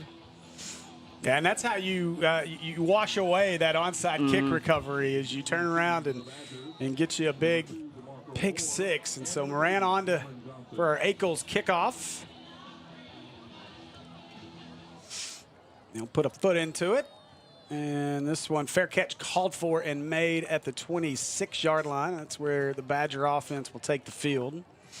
So going back to some of our stats from that first half, again, leading rusher in the first half, Curtis Goodrich for Beebe. Cam Johnson, 2 carries for 5 yards in the first half. For the Hornets, Levi Warrior, 2nd leading rushers, 4 carries, 37 yards. Marshawn Wiley, 2 carries for 3 yards. But, Jake, I'm a little surprised we haven't seen any Bubba Johnson in the backfield so far tonight. I've also been surprised by that. I think it might be something about what they see on scheme-wise from the Badgers. Maybe they think Jacob Henry is going to be able to take advantage of maybe some of the size differences that they have on the other side of the ball. That would be my only guess as to why we haven't seen him back there, because Bubba Johnson, he's got a lot of speed that would be useful back there. You know, we saw it at times last year, though, where Bubba he was almost your closer from a baseball perspective. He was in there in the 4th quarter, and they'd give him 10, 12 carries in a row. McCormick, quick throw out to the side. Caught here on the near side of the field, cuts inside with some blockers. Oh, my goodness, what a stiff arm. And we got some extracurriculars going on here. One flag is down, a flop by a Badger. And there was, I think somebody lost a chain. And Jay Will was going to deposit it to Coach Maupin. And now we await to see what the laundry is going to be. There was a lot going on at the end of that play. And again, this one's been a little testy. This game's always a little testy. Last year, after Beebe beat us 22-0, they wouldn't shake our hands at midfield. Really? Mm-hmm. There's that clip got shown around because you see Coach Maupin, there are whole teams at midfield, and Maupin's shaking air because no one would come shake his hand. So, wow. As we await our call, this lengthy discussion makes me think we might have some offsetting going on. That's what I'm thinking. So we're going to get a personal foul, and we're going to get a face mask. So nothing offsetting. It'll be a and after the play, oh, wow, 2 personal fouls on Maumelle will equal 30 yards of penalty yardage, and that's one of those things that Coach Maupin will not be happy about. I think it was back and forth from both sides, from what I could see down there. So, unfortunately, it doesn't always work out that way. It's whoever gets caught. Well, in our comments in the first half after the Beebe player was ejected, I think there was a Beebe fan in there, or a fan in general, talking about I saw that. One of our guys threw a punch first, but again, it's usually the second guy who gets caught. Right. So, all right, either way, an Acre Pharmacy first down for the Badgers. Handed away. Goodrich is wrestled down at the 40. No gain on the play.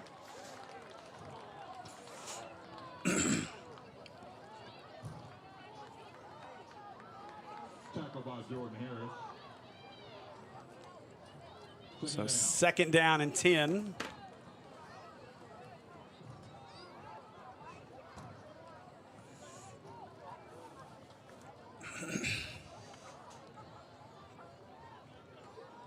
So second down as Goodrich to the left side of McCormick. McCormick gets the snap, looking, protected, steps up, no longer protected.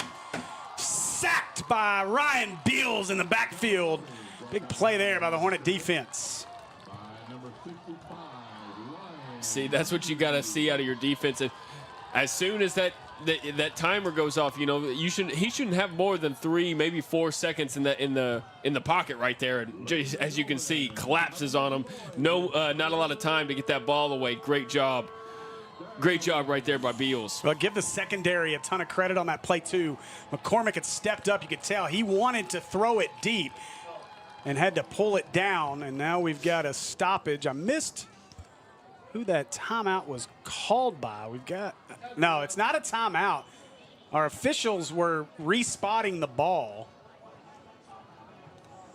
Why did we move it? Okay, yeah.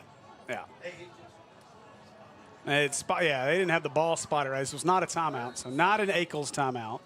It's third down and 15. I need the 30 for a first down. And now we do have an Akel's timeout. BB said, you know what? You were going to give us one. We'll take it now. So we got as an Akel's Carpet One Flooring and Home timeout. You guys go see our friends over at Akel's Carpet One Flooring and Home for all of your home improvement needs. As some great folks there. I'll be going to visit them here pretty soon. We're about to put some new flooring down in my mom's house now that I think we're going to turn it into a rental property. So looking forward to having the folks from Akel's out. They've done some work for us in the past, so you guys make sure you go see our friends there. A check of scores from around our network. Now, a lot of folks don't know, but we do have a little bit of a pick'em contest going amongst our commentary folks. As get a great shot here of our sideline as Kristen Henson makes her way around with her wounded monopod, but. Darius Robinson over on the Mill Sports Network. I haven't updated from week 3. We only had, not as many games we would normally pick, but it's been a fun little pick'em contest. But Darius was leading the way there so far early on. But I think everybody on the network, except probably Jay Burke, picked Mills this week. They are in Mercy Rural territory with 5:25 to go in the fourth quarter, up 35-0 over Bald Knob. Back to play is McCormick. Faked it, kept it. Bad decision. He's in trouble. Somehow got away from Ward. Now finds his man, is caught. They want to pitch it. Again, very close to a forward pitch. How is that not a forward pitch? Moore on the catch. The ball was pitched from the 42, caught at the 41.5. That is a forward lateral. I don't understand how we're not calling that. It's right in front of the official. Flag down that last play. Now, maybe they did call. There is a PI roofing penalty. Okay. I give our officials credit. I take my, oh no, we got clapping by Beebe. This might be on Maumelle again. Is that roughing the passer? Serious? No, this is a personal foul. Yeah, I mean, it looked like Was it? It looked like roughing the passer. That was what they just did. I thought I just saw a personal foul call, but The white hat did the. okay. Yeah, I missed that piece, but what in the world? So a personal foul, it was yardage enough either way. It's an Acre Pharmacy first down, but my goodness gracious. You're right, they did. They called a personal foul roughing the passer. I'm not real sure. And we're not going to see it. So McCormick kept it again, right side, and lowers the shoulder, takes the Hornet with him into the red zone. 1st and 10, another Acre Pharmacy first down for the Badgers. Carry is good for a Beebe first down. After the double penalty. goodness. How bad was it? It was not a good call at all. I just saw, unless something happened, unless he fell on him and that's off-camera view, he let it go. It was literally just a shove. Like, it was not. That's a weak call considering you missed the illegal forward lateral at the end of the play. This ball's on the turf. Can't pick it up as McCormick. Hornets may have fallen on it. Believe the Hornets have this one unless you never know what happens. And it is Hornet Let's go. football. Henry again, Mr. Ivy League comes out of there with it. Hornet football after McCormick couldn't handle the snap, couldn't pick it up off the turf, and you saw Mr. Dartmouth fly in there and make that play. Just a fantastic play by Henry. Great awareness to get back there as soon as the ball was on the ground. Just a great all-around play. After two or three back-to-back plays, it didn't look like things were bouncing your way, and it bounces right back to you this time. I tell you, this game has been absolutely nuts. I see SB Live still on their stuff, as I just got alert saying the Robinson game just started. I'm pretty sure it's over. I don't know if you saw this. I was looking at the chat.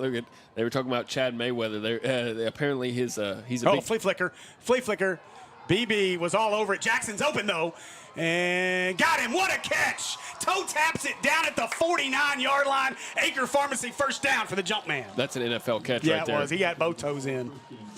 No, they said Chad Mayweather is apparently he's a history buff, according to that guy. That's Coach Noga, our soccer coach. So good to have Coach Noga in the chat watching with us. So 1st and 10 as they get it out to the 49. It was a great job by Warrior to find Jackson. Now they'll hand it away, and Henry piled up in the backfield.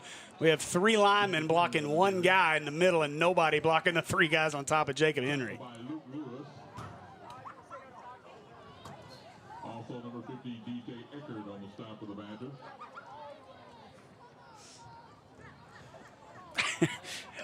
Andy, we're going to have to go on a training session on the replay system for Andy. He's struggling it started tonight. replaying. I was like, what I miss?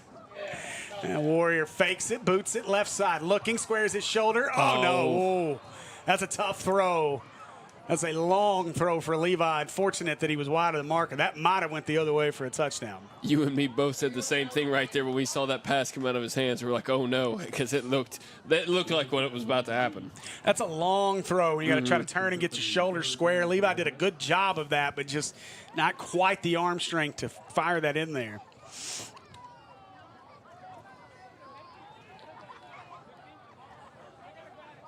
So it'll be 3rd down, 13 for the Hornets.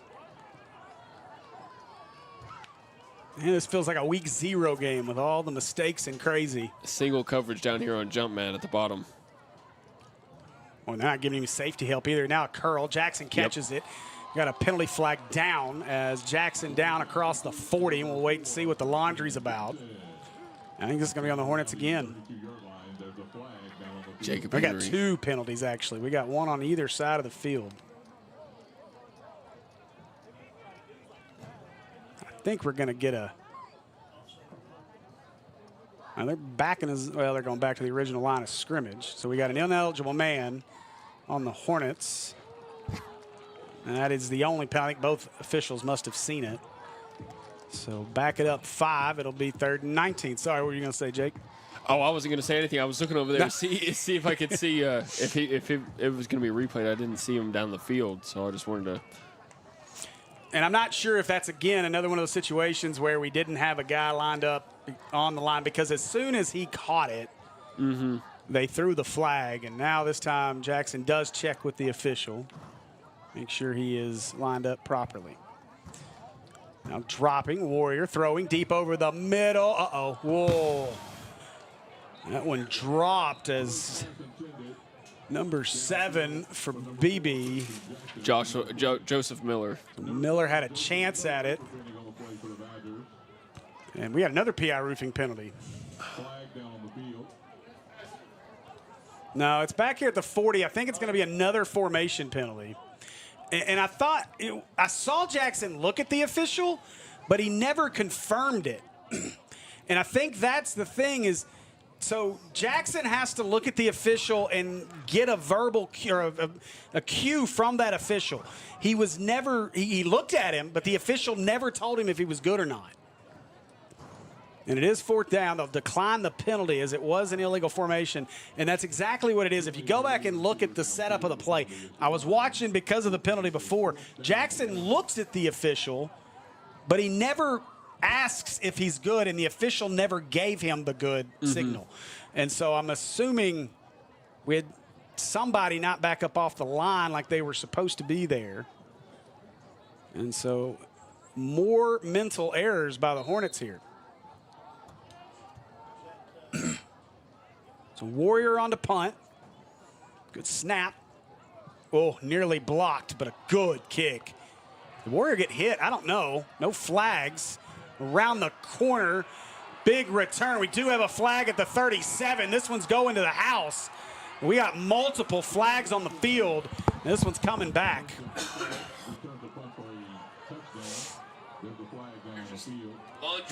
Laundry all over the field right now. This is...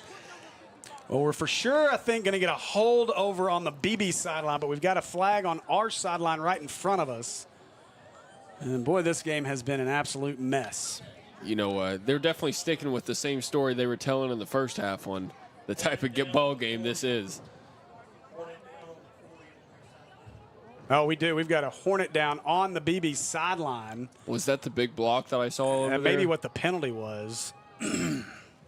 I think that was. There was a big block over there, which I'm not sure if they're allowed to make those blocks anymore. I think that's a defensive player type of thing. Oh, it's definitely a blindside block. Yeah. I don't know if they're allowed to make those blocks anymore. No, that's 100%. If that, it should be at least one of our penalties. I can't see who it is. Is it Clenny? It is. Yeah, it's Clenny. And honestly, if they don't, it could be a personal foul, unsportsmanlike conduct on Beebe. It was 21, Chris LaSalle, who made the hit, but he also stood right over top of Clenny and started jawing while he was down, which is pretty classless on that end. Clenny's still down. And we're still waiting on what the call is going to be. They've talked to Coach Sparks. It looks like we're going to have penalties maybe on both teams. And the only thing I can think of on our end is a sideline warning, which wouldn't be enforced. Well, you got a penalty on our sideline. There's one right here at the 44. Oh, I thought Well, I don't know, but I don't know if that's what the call is, but there's a penalty right here on our sideline. Our officials, they don't seem to know what to do. Well, it could be until they come, if it's on the line of scrimmage. Because it was where's the sideline, They're both almost on the same yard line. You got one over here at the 39. You got another one at about the 43. Plenty is up.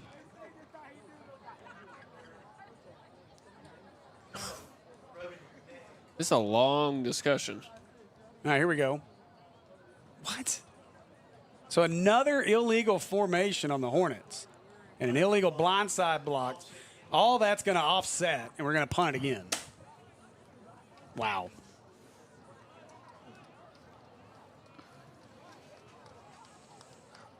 Plenty and helped to the sideline by Band-Aid.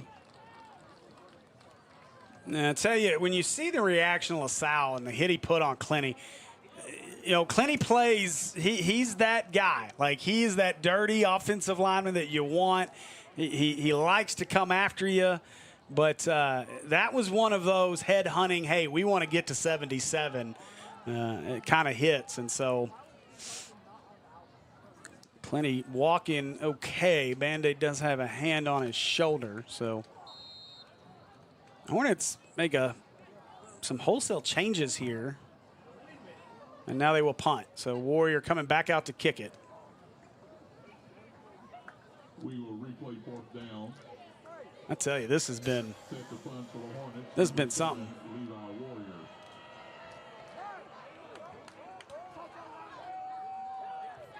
Snap, kick away. Bounces at the 32, rolling backwards. Got to pick it up, and they will at the 31-yard line. And so that is where the Badger offense will finally take the field here after all of that. You know, Jake, I remember, was it Nolan Richardson used to say, you know, ugly win's a win. I'll take an ugly win over a pretty loss any day. And we're approaching that territory if the Hornets can survive the final 17:45 of this ball game. But it has been ugly, not just for the Hornets, but it's been ugly on both sides of the ball. It's been ugly start to finish for this one. I at this point it seems like it's going to be like this for the until the final horn blows. Yeah. But I don't really know how you get this rhythm to stop. Robinson won 58-0 over Watson Chapel. Low snap. They get it away to Goodrich. Goodrich around the right side, wrapped up and taken down at the 32-yard line. Well, we got a lot of extracurriculars going on. We got guys playing the old blindside thing, blocking guys to the bus on both ends, and officials having to get in between it. Tackled by number 65, Ryan Beal. Ryan Beal's in on that tackle. McEwen onto the field. Beebe taking their time here, 15 seconds. They're not out of the huddle yet. They're going to have to hurry, 10 seconds on the play clock. Goodrich, I don't think they realize it, 5 seconds. They already burnt one timeout. Now McCormick gets in a hurry. Gives it away to Goodrich up the middle. Hornets plug that one up. As Jacob Henry, and McEwen in on that tackle. Big stop right there by the defensive line for the Hornets, trying to slow their run game up. Seems like Goodrich isn't having such an – it doesn't look as easy for him as it did in the first half running the ball. No, Hornets are doing a good job plugging that middle up.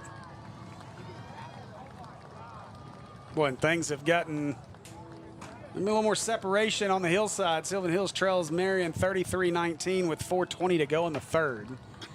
McCormick gets the snap, looking. He wants to go deep, throws it up there. Hornets can undercut it, picked off, intercepted, bringing it back across the 45-yard line. And the Hornets with another takeaway as Jacob Henry now has 2 touchdowns, a fumble recovery, and an interception in this ball game. I was looking around to make sure there wasn't any flags on the ground because the way this ball game has been playing, it seems like a big play happens, there's probably a flag somewhere. Well, McCormick is hurt on the play for Beebe. The quarterback is reaching at his knee-ankle area.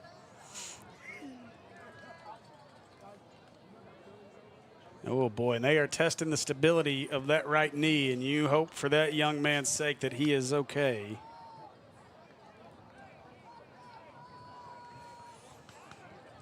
Got to see if we can see what happened. You know, he was trailing back when he just launched that ball as they continue to work on him.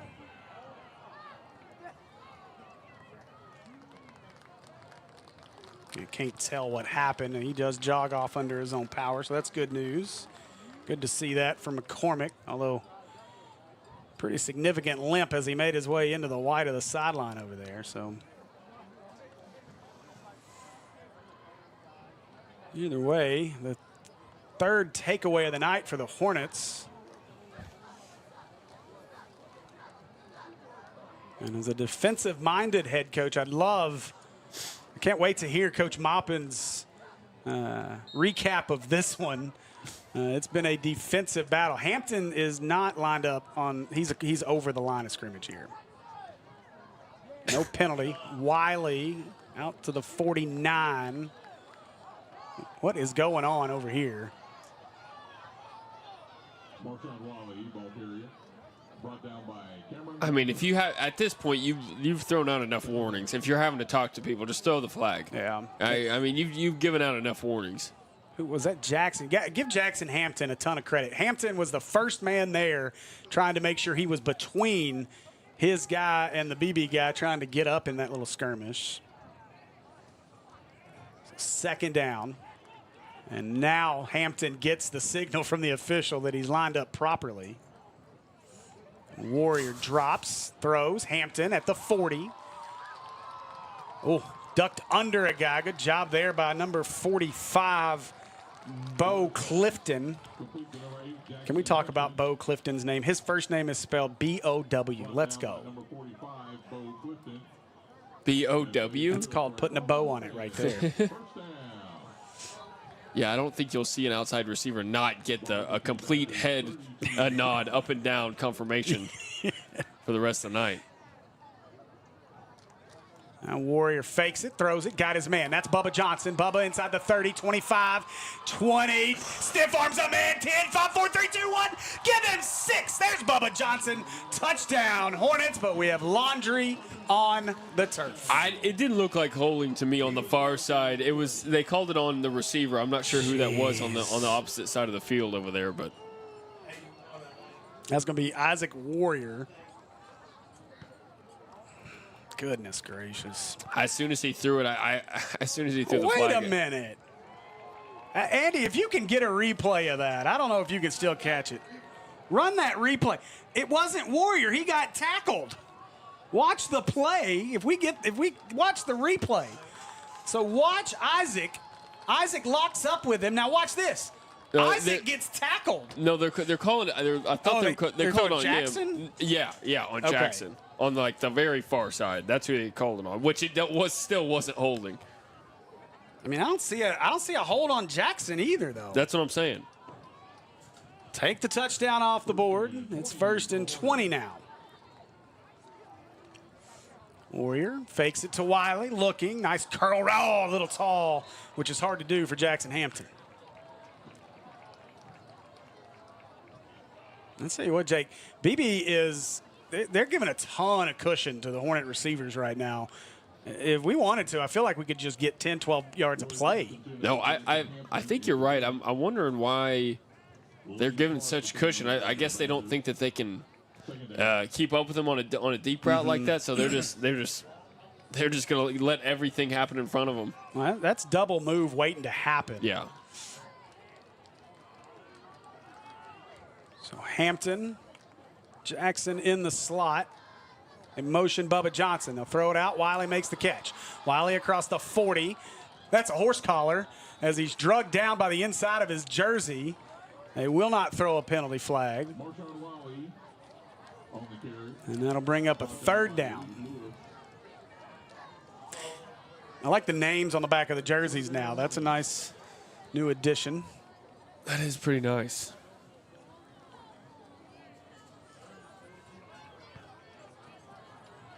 So 3rd down and 14. Whoever's running our scoreboard tonight needs new lessons. Warrior drops, pump fake, gets away from the sack, now turns. He's got a man back there, and caught. Give him 6. Christian Jackson leaked out. Touchdown, Hornets. Wow, what a throw by Levi Warrior. Escaping the pocket, escaping the tackle, and somehow gets that throw away and finds a wide open receiver towards the corner of the end zone. Fantastic play by Mr. Levi Warrior. You break this one down, Jake. Look at the play, though, by Levi. It's away from it.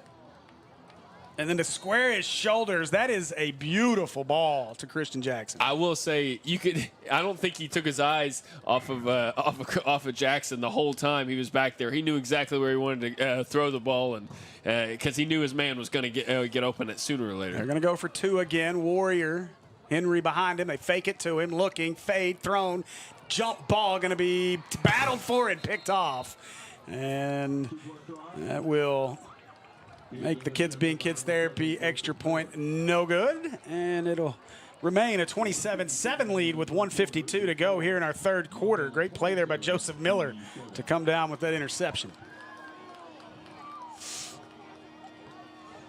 Now you guys can score a touchdown too and head over to American Pie Pizza, 9709 Maumelle Boulevard for the best pizza in Central Arkansas. Kids eat free on Mondays, so be sure to grab a Pizookie or 2 with the money you saved. Order online at AmericanPiePizza.net or give them a call at 501-758-8800. Speaking about games across the state, Bentonville leads Springdale Harbor 38-7 right now. Let's go. Didn't I pick Bentonville? I picked Bentonville. I don't know who you picked. I think I did. I put it in the chat for transparency. Okay? I know. I saw that. I don't. I think honestly, don't do that. I trust you. I think you can't be giving people picks. I just don't want people to think I'm cheating over here. Not like I'm going to win. I wouldn't expect you to cheat. Now, if you're winning at the end, I mean, I think everybody's going to make that joke, but Exactly. whether they believe it or not, I don't know.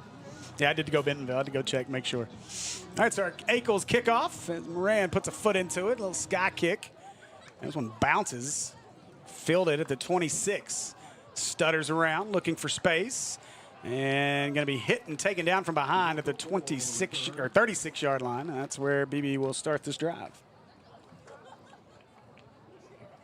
Beebe hasn't got much going on the offensive side of the ball here in the second half, which I will say this 3rd quarter it's felt an extremely long quarter. I don't know about you, Steve, but I think with all the laundry on the field and everything, it's just kind of stretched this out a lot. But I'm just glad I didn't give you the PI roofing penalty flag up there because Tyler likes to throw it at me anytime there's a penalty. You'd have done been hitting me in the head 7 or 8 times by now. Do not give it to him, Jim Ashley. the PI roofing penalty flag there next to you. I'm surprised Jim hasn't thrown it. He's an expert at throwing flags now. That's right. Forgot. You are a basketball guy. Thank goodness you ain't got a whistle tonight. Low snap. McCormick picks it up.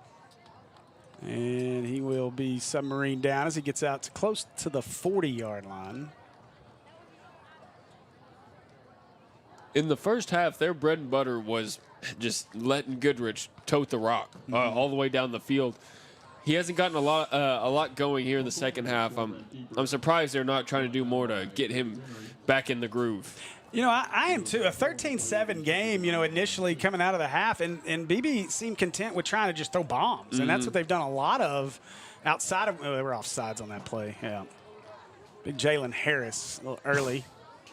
Well, and you're definitely going to be called offsides if you do it, and then you stand right up. You're like, oh. But listen, at 6'8", 330, you're not hiding you're right. anyway. That's a good point. That's a good point. I should say at least the sheet has him 6'6", 300. So Florida State is trailing Virginia 35-28 in the second half. Go Gus. Do you like Gus? No. Okay. No, I don't think anyone sensed the sarcasm there. Now McCormick left side And stacked up and taken down in the backfield. Patrick Ward with the tackle. Quarterback keeper, brought down by Patrick Ward. Man, those are my favorite plays to watch as a spectator, just because I just love when defense executes perfectly, stretches it all the way out to the sideline, no holes to run through, and you just shut it down. I love when you can see them executing perfectly like that. So 3rd down and about 3. McCormick drops, being chased by McEwen. Pumps it, now throws it, looking deep, looking for his man, and incomplete, but we got Laundry on the field once again. That was thrown way before the ball got there, so I don't think it's PI. Well, then there's another one at the bottom of the field, too. I think we're going to get the formation penalty here. If I had to guess, based on what we've been calling the location of flags. I'm with you, Jake, though. There might be a defensive holding, if anything, just because of the timing of that flag being thrown. And then the throw being short is what created the PI. Wow. Oh, nope. They declined the PI. Oh, you're right. What was the first one? Formation? I missed what he called on the first one. It was offsetting penalty, Yeah. so. Which I don't know. Unless you're getting the ball was, as long as the ball's in the air, it's pass interference. And so I'm guessing that is the ruling here. Either way, it's 3rd down. We'll do it over. So 3rd down and 4. They need the 46 for a first down. It's really 3rd and 3.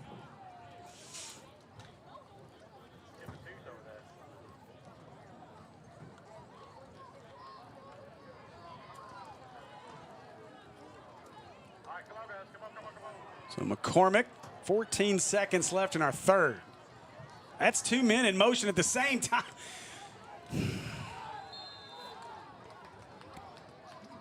And now Beebe will burn an Akel's timeout. Luckily, they didn't get a penalty right there. Wow. Timeout, Beebe. So Akel's timeout, and that's Beebe's 2nd. They're down to 1 timeout left.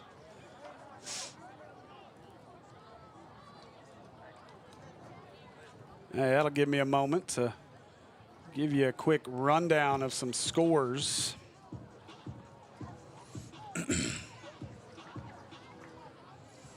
Eventually. Conway in the 3rd quarter leading Little Rock Southwest 44-7. Bryant visiting Central 50-0 lead. Little Rock Christian up on Cabot 42-10. Bentonville West absolutely hammering Fayetteville 31-7. Rogers no issues with Fort Smith Northside 45-0. Springdale over Heritage 20-0. Bentonville over Harbor 17-7. El Dorado with a lead over Catholic 28-17. Benton in a tight one as they lead Jonesboro 28-17. Marion up 26-19 on Sylvan Hills. Sheridan finally giving up less than 80 points as they lead West Memphis 36-20. Probably the premier game of the night, Shiloh Christian at Greenwood, and Greenwood dominating 35-18 in the 4th right now. So McCormick,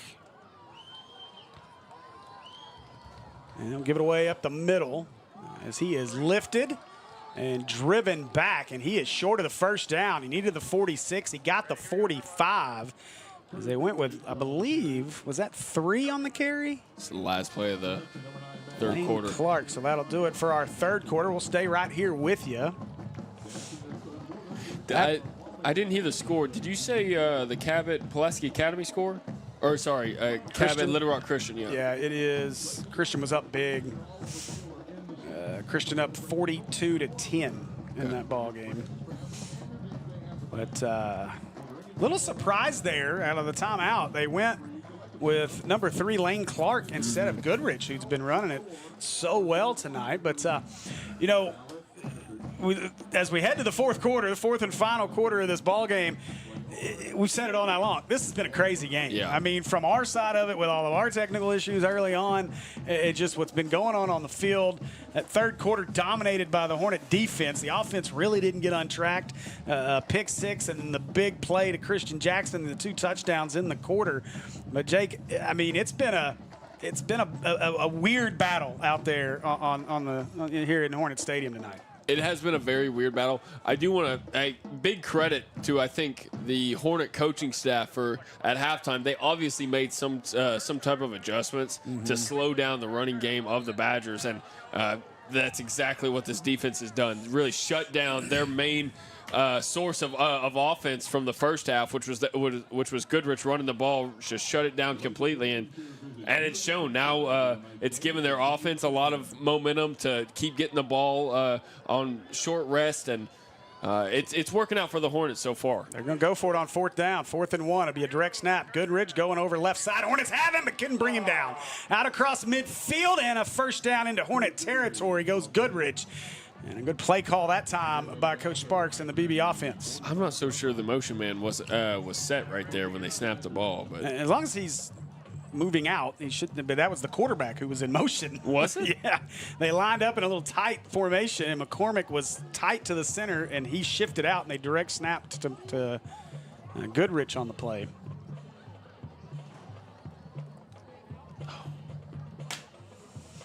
So first down keeps the drive alive here for the Badgers with 11:54 to go in the ball game. A motion Moore across. He'll circle back. High snap. They give it to Moore. Moore, look at Harris racing through there. Turns him inside. And a loss on the play for the Badgers. Great job that time by the Sandman.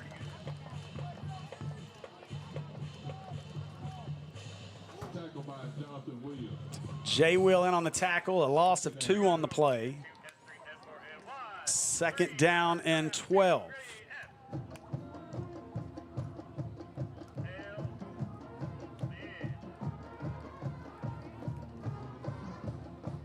This time Johnson, the motion man. Boy, he was moving forward. There it is. There's the PI roofing penalty. Pass is high, intended for Johnson.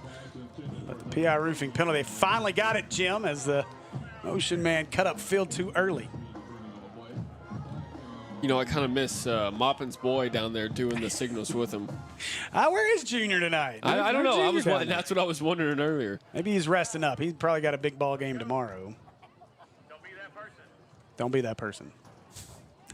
And put they do decline the penalty to bring up a 3rd down and 12. And we've got our crowd mic. And I guess, we're perfectly situated above the band here. So you get a lot of band commentary. It's right there in the middle. So 3rd and 12. McCormick, empty backfield this time. A plethora of wide receivers to the far side. Nobody was set. Snap was low. And McCormick is speared down at midfield. And that play was a disaster from the beginning.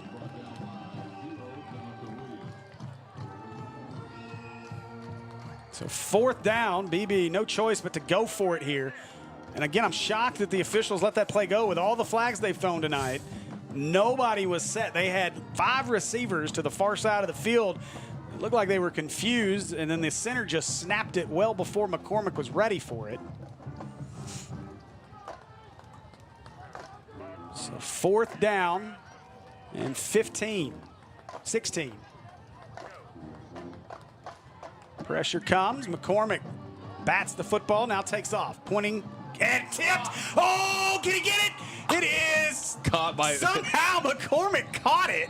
Oh, wow. Man. Either way, it's a turnover on downs. I don't know how McCormick came down with the football was that McEwen? It was McEwen beside himself as he nearly had probably his first interception of his career. Watch this.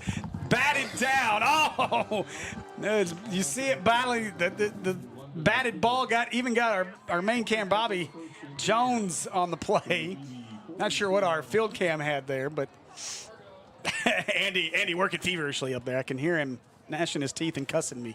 He is, McEwen is just kicking himself right now. Here we go. Look at this. Harris got it. McEwen had it 3 or 4 times. I'm talking about this game has had some of the wildest plays that I've seen. Just on an execution standpoint about everything that's happening, it's pretty crazy. I'll say nothing compared to Marshawn Wiley's touchdown run last year, where everyone in the stadium thought he was down. He got tackled, drugged down. He rolled over a guy, stayed up, and finished up an 80-yard touchdown run. And give our officials a ton of credit for getting it right. Warrior faked it, throws it, looking. Hampton's there, brings it in inside the 10, down at the 5. First and goal, Hornets. Nice job by Hampton to locate that ball up in the air and slow down enough so he could stay right under that ball. That's what we want to see. That's what you want out of Jackson Hampton. Now quickly to the line. First and goal after the Acre Pharmacy first down. Henry is going to be stacked up and taken down for a loss back at around the 8. And it'll bring up second and goal. Again, Warrior, great job on that throw to Hampton to get that ball out of there. Pressure right on top of him, and he released it right as he was being hit. Left it a little short, but Hampton with a great adjustment to go up and high point it and bring it down. So 4 receivers in the set. Bubba Johnson, Christian Jackson, Isaac Warrior to the far side of the field. Hampton to the near side. Jacob Henry, your running back in the pistol formation. Johnson motions. Fakes it, Warrior keeps it. Looking for a block. Didn't get it as Johnson missed it. He does fall forward. And it'll bring up a third and goal as they'll spot him down at the 3.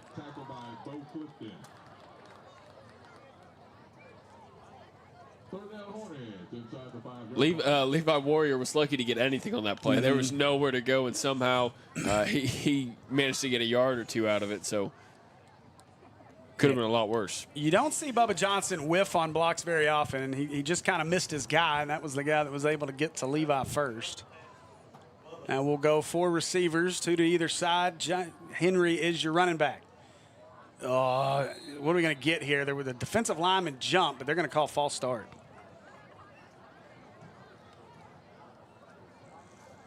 Did they call that on Henry? No, it was on the guard, left guard.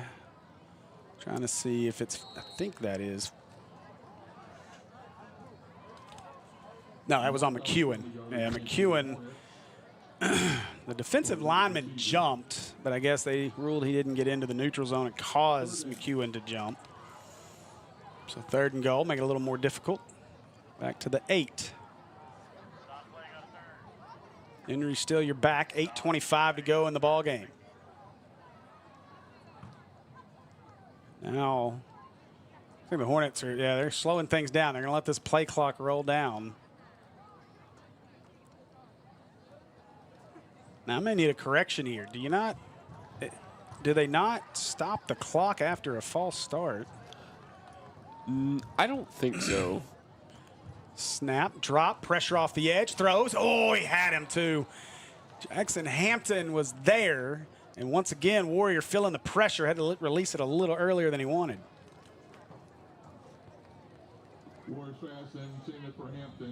I think it all just depends on if the clock was stopped before the false start was called. So if it was an incomplete pass and then you get the false start, then the clock would stay stopped. But since the clock was already running. That makes sense. Yeah. I was just thinking, like, if you're up big, not quite mercy rule territory, and you don't care about the penalty yardage, you can just false start play after play and probably run a game out with the 8-minute mark. I have to hurry here. 5 seconds to snap this. I don't know if they notice it. Now they kind of hustle. 2 seconds, 1 second. They do get it off. Faked it. Henry. Johnson makes the catch. Johnson stumbling. Oh. Turf Monster makes the tackle at the 5. And it'll be a turnover on downs. And unless something's going on with Dylan Moran, I'm a little surprised they didn't decide to kick a field goal there. I mean, no way. We've got a PI roofing penalty on the field. Where's it at? Where's the penalty flag? It'll be a hold on the Hornets. That'll be declined. So if Turf Monster wouldn't have got him, the penalty flag would have.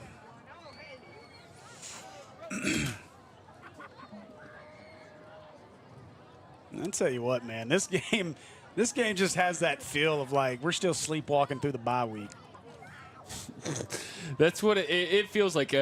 I think I was going to say this earlier on, when we were struggling with our technical difficulties and kind of stumbling over words and other things at the beginning of this broadcast, I think we settled the rest versus rust debate.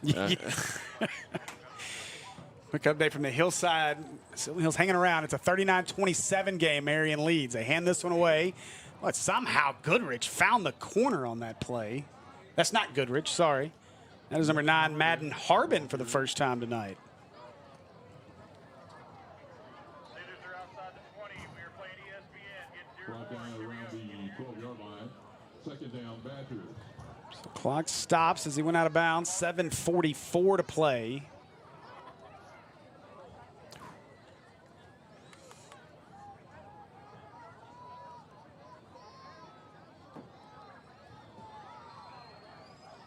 Now they'll shift their line. And a penalty. Got a PI roofing penalty, so illegal shift. Flag down the play. Oh my gosh. Oh no, they're going to call this on the Hornets. Hey, man. Multiple penalty yards against the How many flags have been thrown tonight? There has Jim, what's our flag stats right now? When you get a chance. Yep. first down, Badgers. In the first half, there were 11 penalties called between both teams for 90 yards. there's been at least 11 already. Yeah. 7 for ball, 18, 13 for So 20 penalties in this ball game. Out across the 20. And he may be, he hops right up.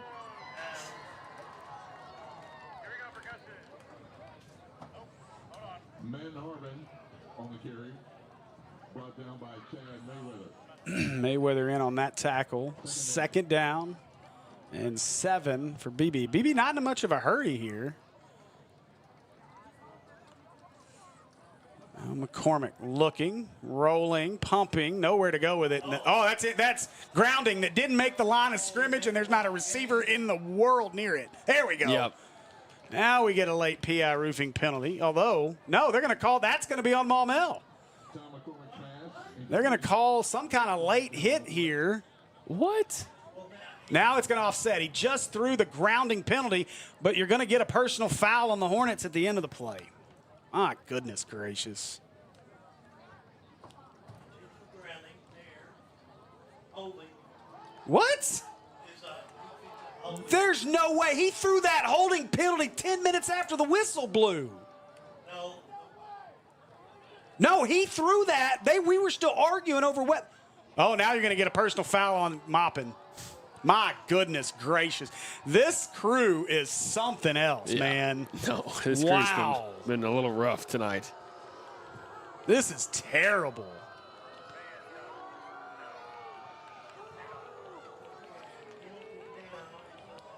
Get a sideline warning. Yes. Is that what they called? Yes. Okay.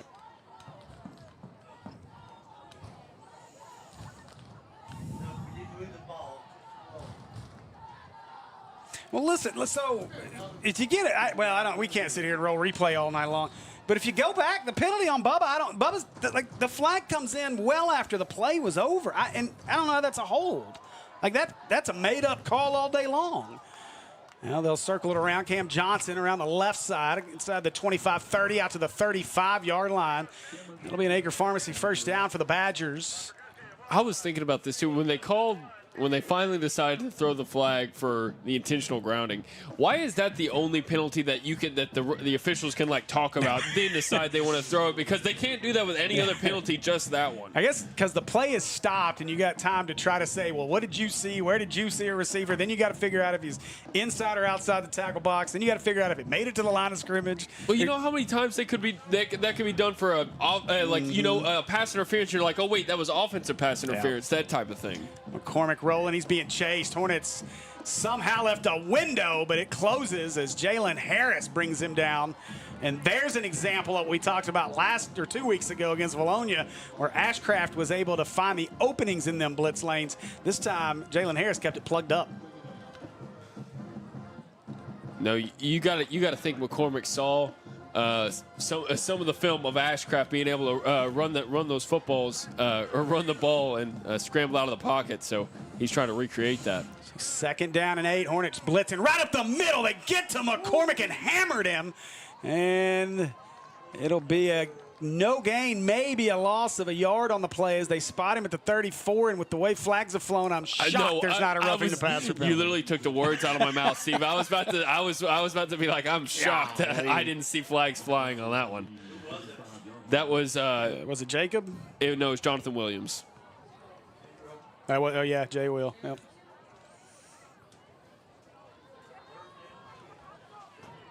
Third down, 10 to go, 5.5 to go. I tell you what, though, Beebe, no hurry. They've wasted 2 minutes of the clock here, down 20. Receiver wasn't set. They let the play go. Being held on the edge is Jordan Harris. Now being chased is McCormick. Somehow flipped it forward, incomplete. And it'll bring up a 4th down, as even if he caught it, he'd have paid for it.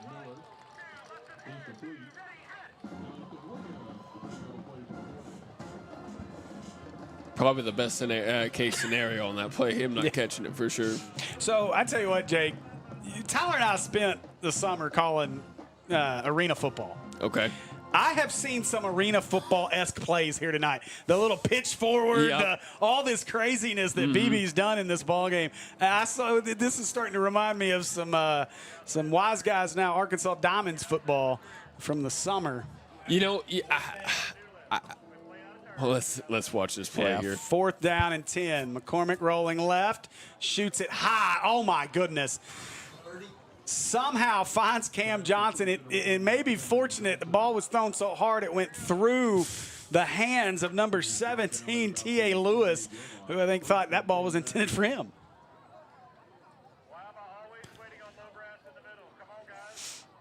So 1st down. New set of downs for the Badgers, and Acre Pharmacy 1st down. Oh, that ball tipped. Jordan Harris nearly had a pick 6. Oh man, Jordan Harris wanted that highlight play so bad. He was had his head down his head. He was definitely upset he didn't make that play. You know how excited I'd be if Sandman got a pick 6. Oh my gosh. He better dunk it. If there's anybody on that field we know can dunk it, it's that young man right there. Pull the Matt Jones. Yes. And now coaches told him, you get a defensive touchdown, I'll wear the personal foul or the unsportsmanlike. Go dunk it. You know, I like that mindset for sure. McCormick on 2nd down, rolling right, looking, throwing, got his man who had leaked out. A big hit at the 42-yard line. You know, that might be his best thrown ball all night. He barely got it over. Was that Bubba Johnson? No, it was. Yeah, it was. It was 31. Oh, he he got it over Bubba Johnson's fingertips. Jaden Baker took a shot there from Cam Johnson at the end of that play, and Johnson had some words for the sidelines. It is 3rd down. It was not enough for an Acre Pharmacy 1st down. It'll be 3rd down and 4 as we're at 5 minutes to play. Johnson, your motion man, circles behind. They'll hand it right up the middle. That's going to be enough for the Acre Pharmacy 1st down with the 2nd effort as he gets down to the 35. Harbin. So a little more Harbin, less Goodrich here in this 4th quarter. Again, with just 1 timeout, clock will roll. I can't believe they're running the football. Well, we've seen the results of them passing it.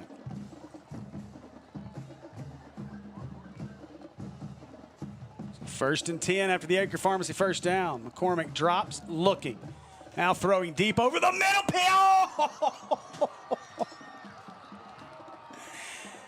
Oh, it was Baker again. I tell you what, I think that ball got on Baker so quick that he couldn't quite get that hand up there to make the play. Nearly tapped it to himself. That'll bring up a 2nd down. I was sitting there worried that we were going to get a penalty for hitting the receiver when it flew over his head. Oh, man.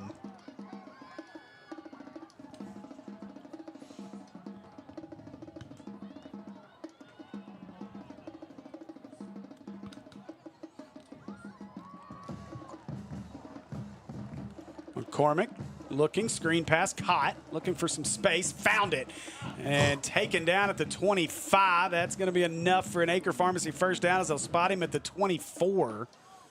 This has been the Badgers' most successful offensive drive in the entire second half by far. That's Cam Johnson again. They went to him over and over, the 6'1", 180-pound senior. McCormick looking, wants to go deep, throwing it right, looking for his man, hand fighting down there, and tipped away. Good defense in the end zone on that play by the Hornets. Pass intended for number 2, DeMarco Moore. Number 22, Carson Brister, depending on the play. There's a flag. Oh my gosh, a PI roofing penalty. And right now, Brewster needs to chill. Who is Brister. it? Brister, yeah, 22, yeah. Yeah, Carl Brister, that's who Maupin was talking about in pregame. There's no reason to come back up and get in a guy's face. As many penalties as we had tonight. Oh, my gosh. So another penalty on the Hornets. Did they call PI? Wow. Jeez. He had a hold of him. There's a lot of hand fighting between both of them. So 1st and 10 at the 12 after the PI roofing penalty, and now a timeout Hornets. So an ankle timeout for the Hornets. That'll at least give us a chance to catch our breath and maybe wet the whistle with the Gatorade.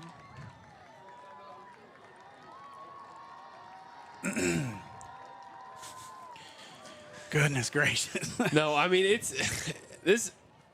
Since I asked how many penalties there have been, there's probably been 5 since I asked the question. Like, there's been so many penalties. Total of 22. Wow.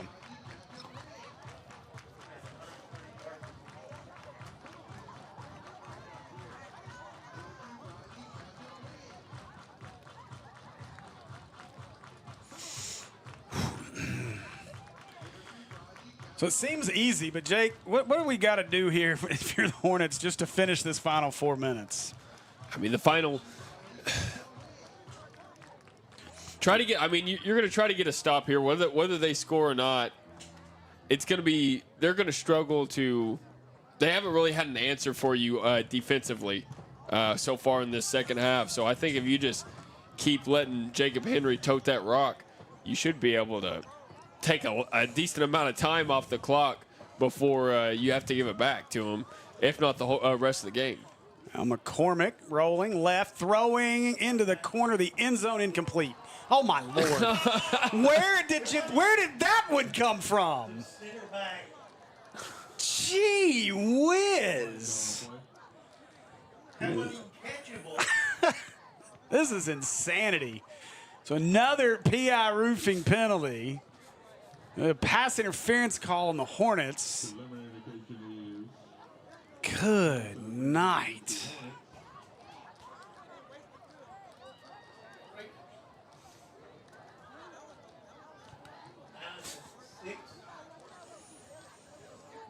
Goodness gracious. Man, I'm talking about that as this has just been a grind when you're talking about all the penalties that we've had and the craziness. It's been one of the more unique games I've ever got the privilege to broadcast for sure. Now McCormick going to follow his back up the middle and give him 6 as McCormick into the end zone. The American Pie Pizza touchdown. And that'll cut the lead to 27-13 with 3:54 to go in the ballgame.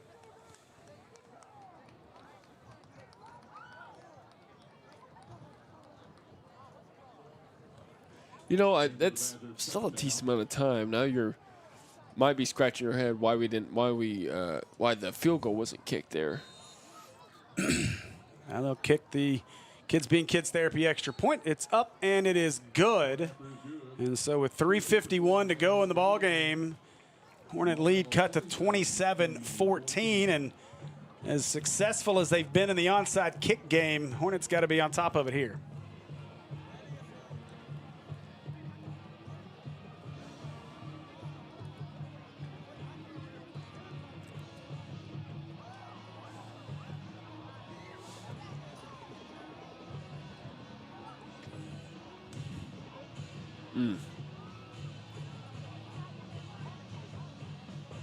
So, have you recapped the score on what's going on at Sylvan Hills? I Have was they about to bounce over there because Yeah. I heard they look like they're trying to make a game of it.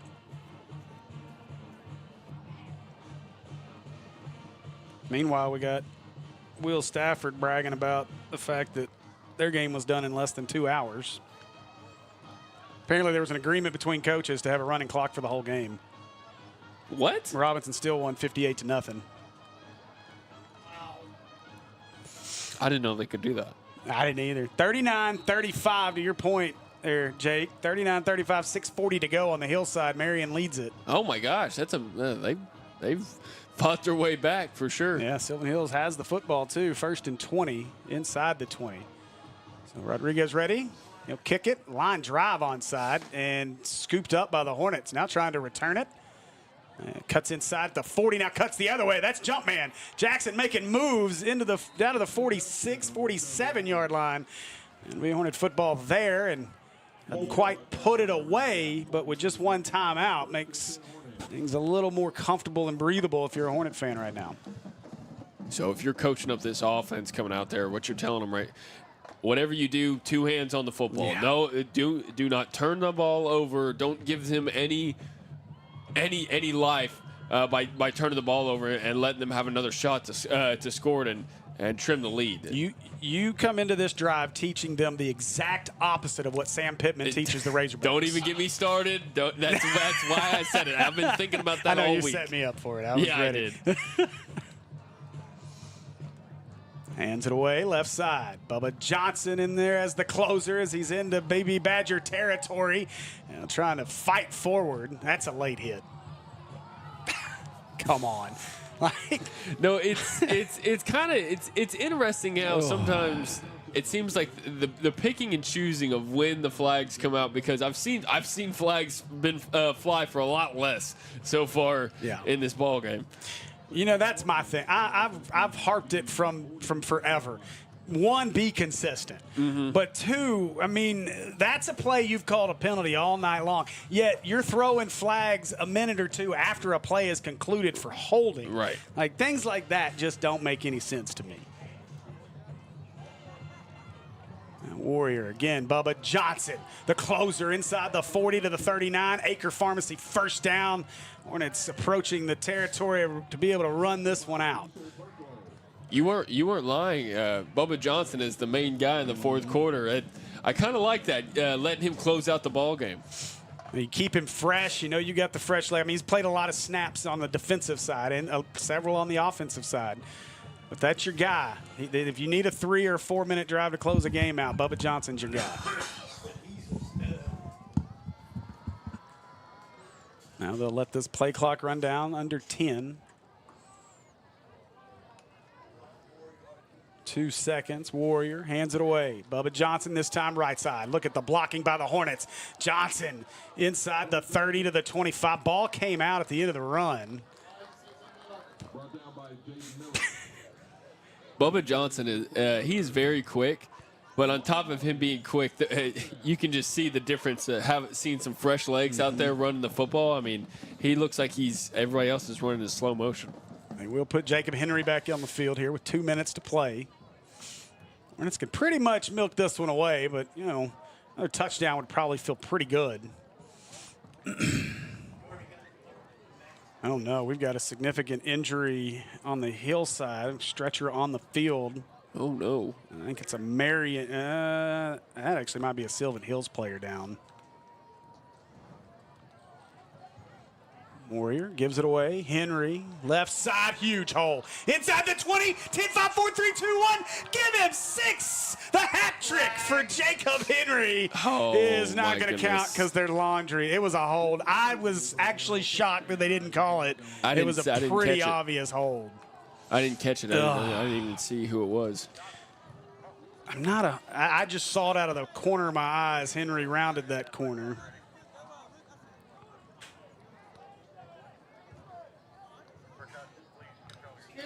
See it right there. I think it's McEwen that got it. Oh, no. I about broke something again. Yeah, you'll see the replay here. Yeah, it's going to be McEwen right there. Yeah. That's a tough one. So, take the hat trick off the board for Henry. See if he can get it on this play. 1:28 to go. The Hornets could just kneel on it if they wanted to at this point. Instead, they'll go Henry again. Henry, another seam, cuts across the field inside the 25, down to the 20-yard line. They'll mark him at the 21. Another big carry by Jacob Henry. I think we got a pretty good bet who our player of the game is going to be this week. I think Henry was a little upset that touchdown got taken away from him. Yeah, I'm curious to know, and I'm sure I'll see the stats by tomorrow morning, but I don't know what Deuce Williams did. Now the Hornets are in victory formation with a minute to play. So we'll just see a knee here. Hornets will go to 1-0 in 5A Central Conference play. Everybody get your horns up, ready to go. We're going to do the fight song, regardless. Let's go. And Warrior takes a knee. Uh-oh. Ooh. I tell you what. We all of us going, ooh. DJ Eckert, you do not see guys come that hard on a kneel down, ever. DJ Eckert was about to get planted there as Davian Jordan was ready to do some damage to that young man if Eckert would have got to his quarterback. And I got to snap it one more time.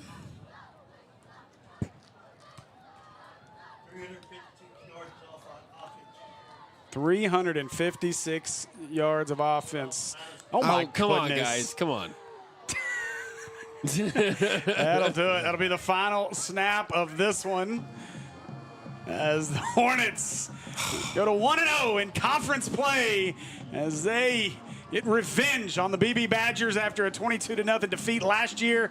Hornets win this one. Final score 27-14, and even better, the Beebe Badgers are out there shaking hands at midfield. So, good win for the Hornets, Jake. As you heard Jim Ashley say it a minute ago, over 350 yards of offense.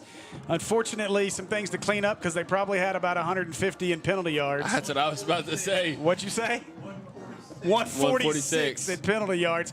That'll be a talking point, you know it, for Coach Maupin in practice this week as the Hornets get ready for a matchup with Pine Bluff, who will come to town. Pine Bluff, last check, I'll go over scores here before we get out of here, but last check, Pine Bluff was beating up on the old Reggie Swintowns in Jacksonville. A couple scores, so I'll check those score for you here in a minute. And keep an eye, make sure cooler heads prevail as both teams cross paths on their way off the field. This was a hard-fought game, Jake. I mean, as weird as it was, you got to give this Beebe Badger team a lot of credit. They came out, they were physical. They showed, look, like, we get it. This is 5A Central football. We're going to be physical. We're going to smack you in the mouth. They did that tonight. And Coach Sparks doing a good job with this Beebe Badger team. This is a bit of an undermanned team, but an impressive performance, really, by all accounts, by this Beebe team as they continue to kind of try to work their way into contention in the 5A Central.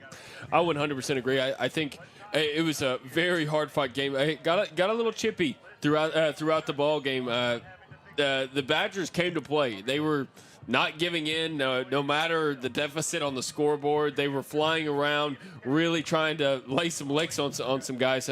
So don't count them out. Any game that they have to play the rest of the season, I would guess is going to be somewhat of a battle.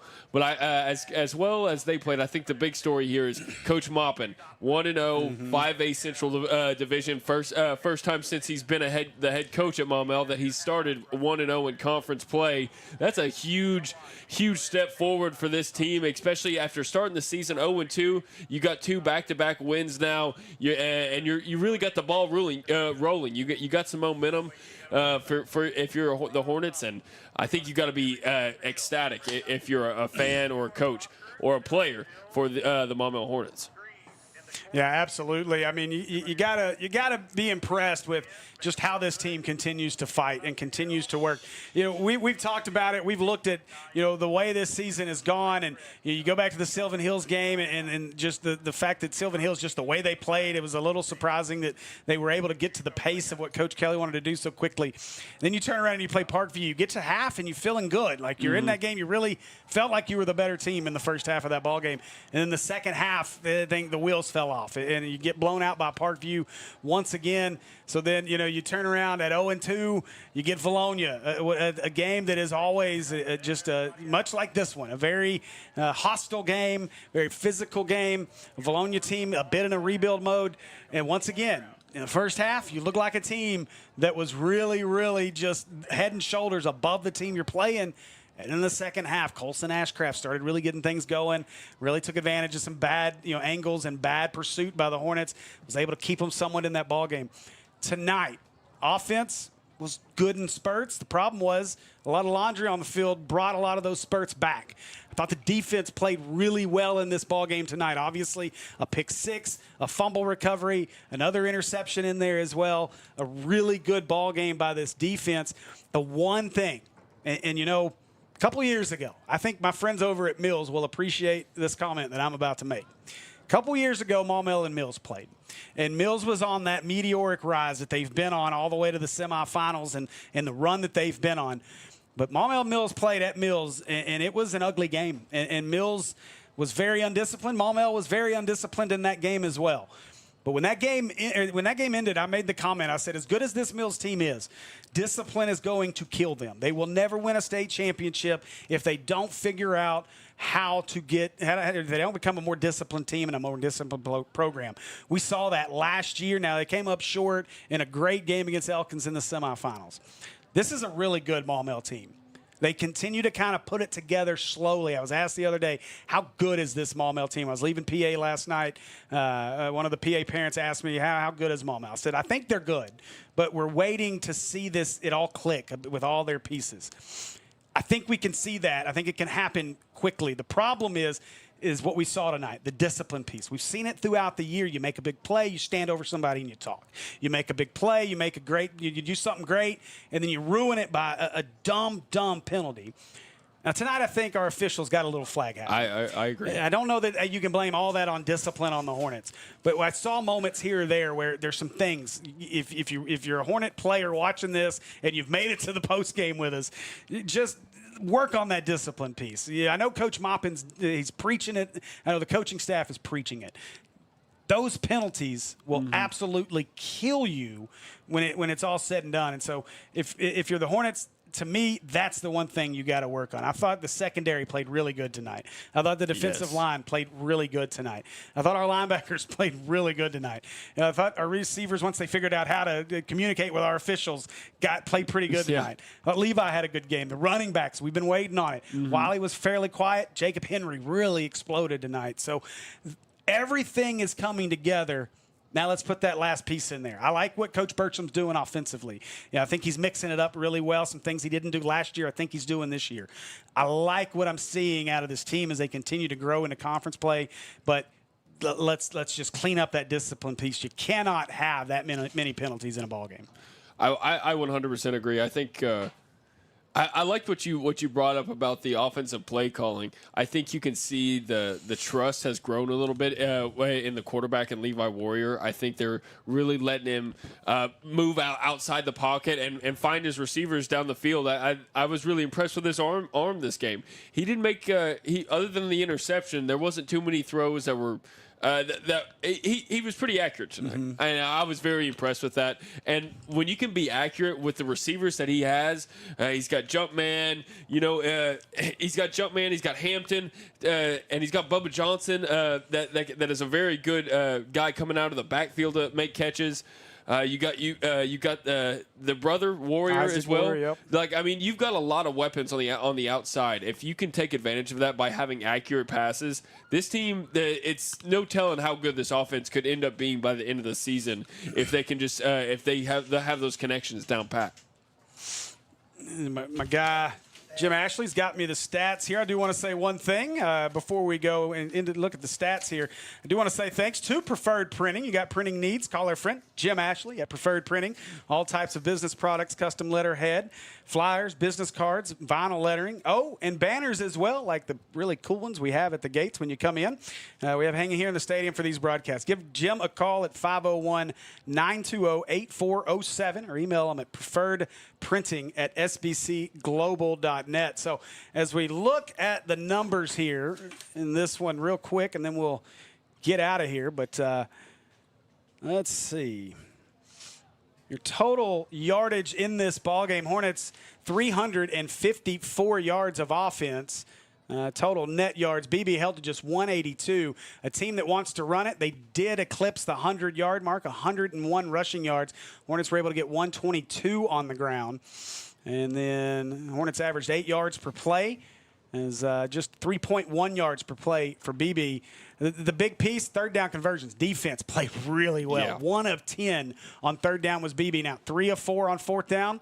Again, that's been kind of an Achilles heel for this defense at times this year, although we've seen teams go for it a lot on fourth. Hornets 1 out of 4 on third down. Got to get better on that. Got to clean that up. But 3 turnovers. That's the big piece. Maupin's going to talk, I'm sure, about that. 3 turnovers tonight. Great job by the defense. Individually, Curtis Goodrich ends the game 19 carries, 65 yards. Cameron Johnson, 3 carries, 20 yards. Maiden Harbin came in late, 3 carries, 16 yards. Passing-wise, Ty McCormick, 11 out of 23. 84 yards, 2 interceptions, no touchdowns. And then receiving, Cam Johnson, leading receiver, 4 catches, 48 yards. DeMarco Moore, 5 catches for 43 yards. For the Hornets, offensively, Jacob Henry, our player of the game, 9 carries, 54 yards, 2 touchdowns, had a long one taken back because of a penalty. Levi Warrior, your second leading rusher, 5 carries, 42 yards, a touchdown. Bubba Johnson, the closer, comes in late, 3 carries, 28 yards. Marshawn Wiley on his return, 3 carries, 6 yards for him. And Levi Warrior, good night tonight. 13 out of 22, 232 yards, 1 touchdown. Did have the interception. And these receivers, man, they just continue to impress. Christian Jackson, 5 catches, 122 and a touchdown. Jackson Hampton, 5 catches, 102. Marshawn Wiley, 1 for 6. Bubba Johnson, 2 for 2. So a great night all around on what was a ugly win. We'll just call it like it was. An ugly win here tonight, Jake. Yeah, an ugly win, but you know, sometimes those are going to happen. Those are those nights. It's not always clean. So if you can get away with come out with a W with a win in a game like this, I think that says a lot about your. It says a lot about coaching. It says a lot about your attitude on being able to finish strong. You can see here. I think.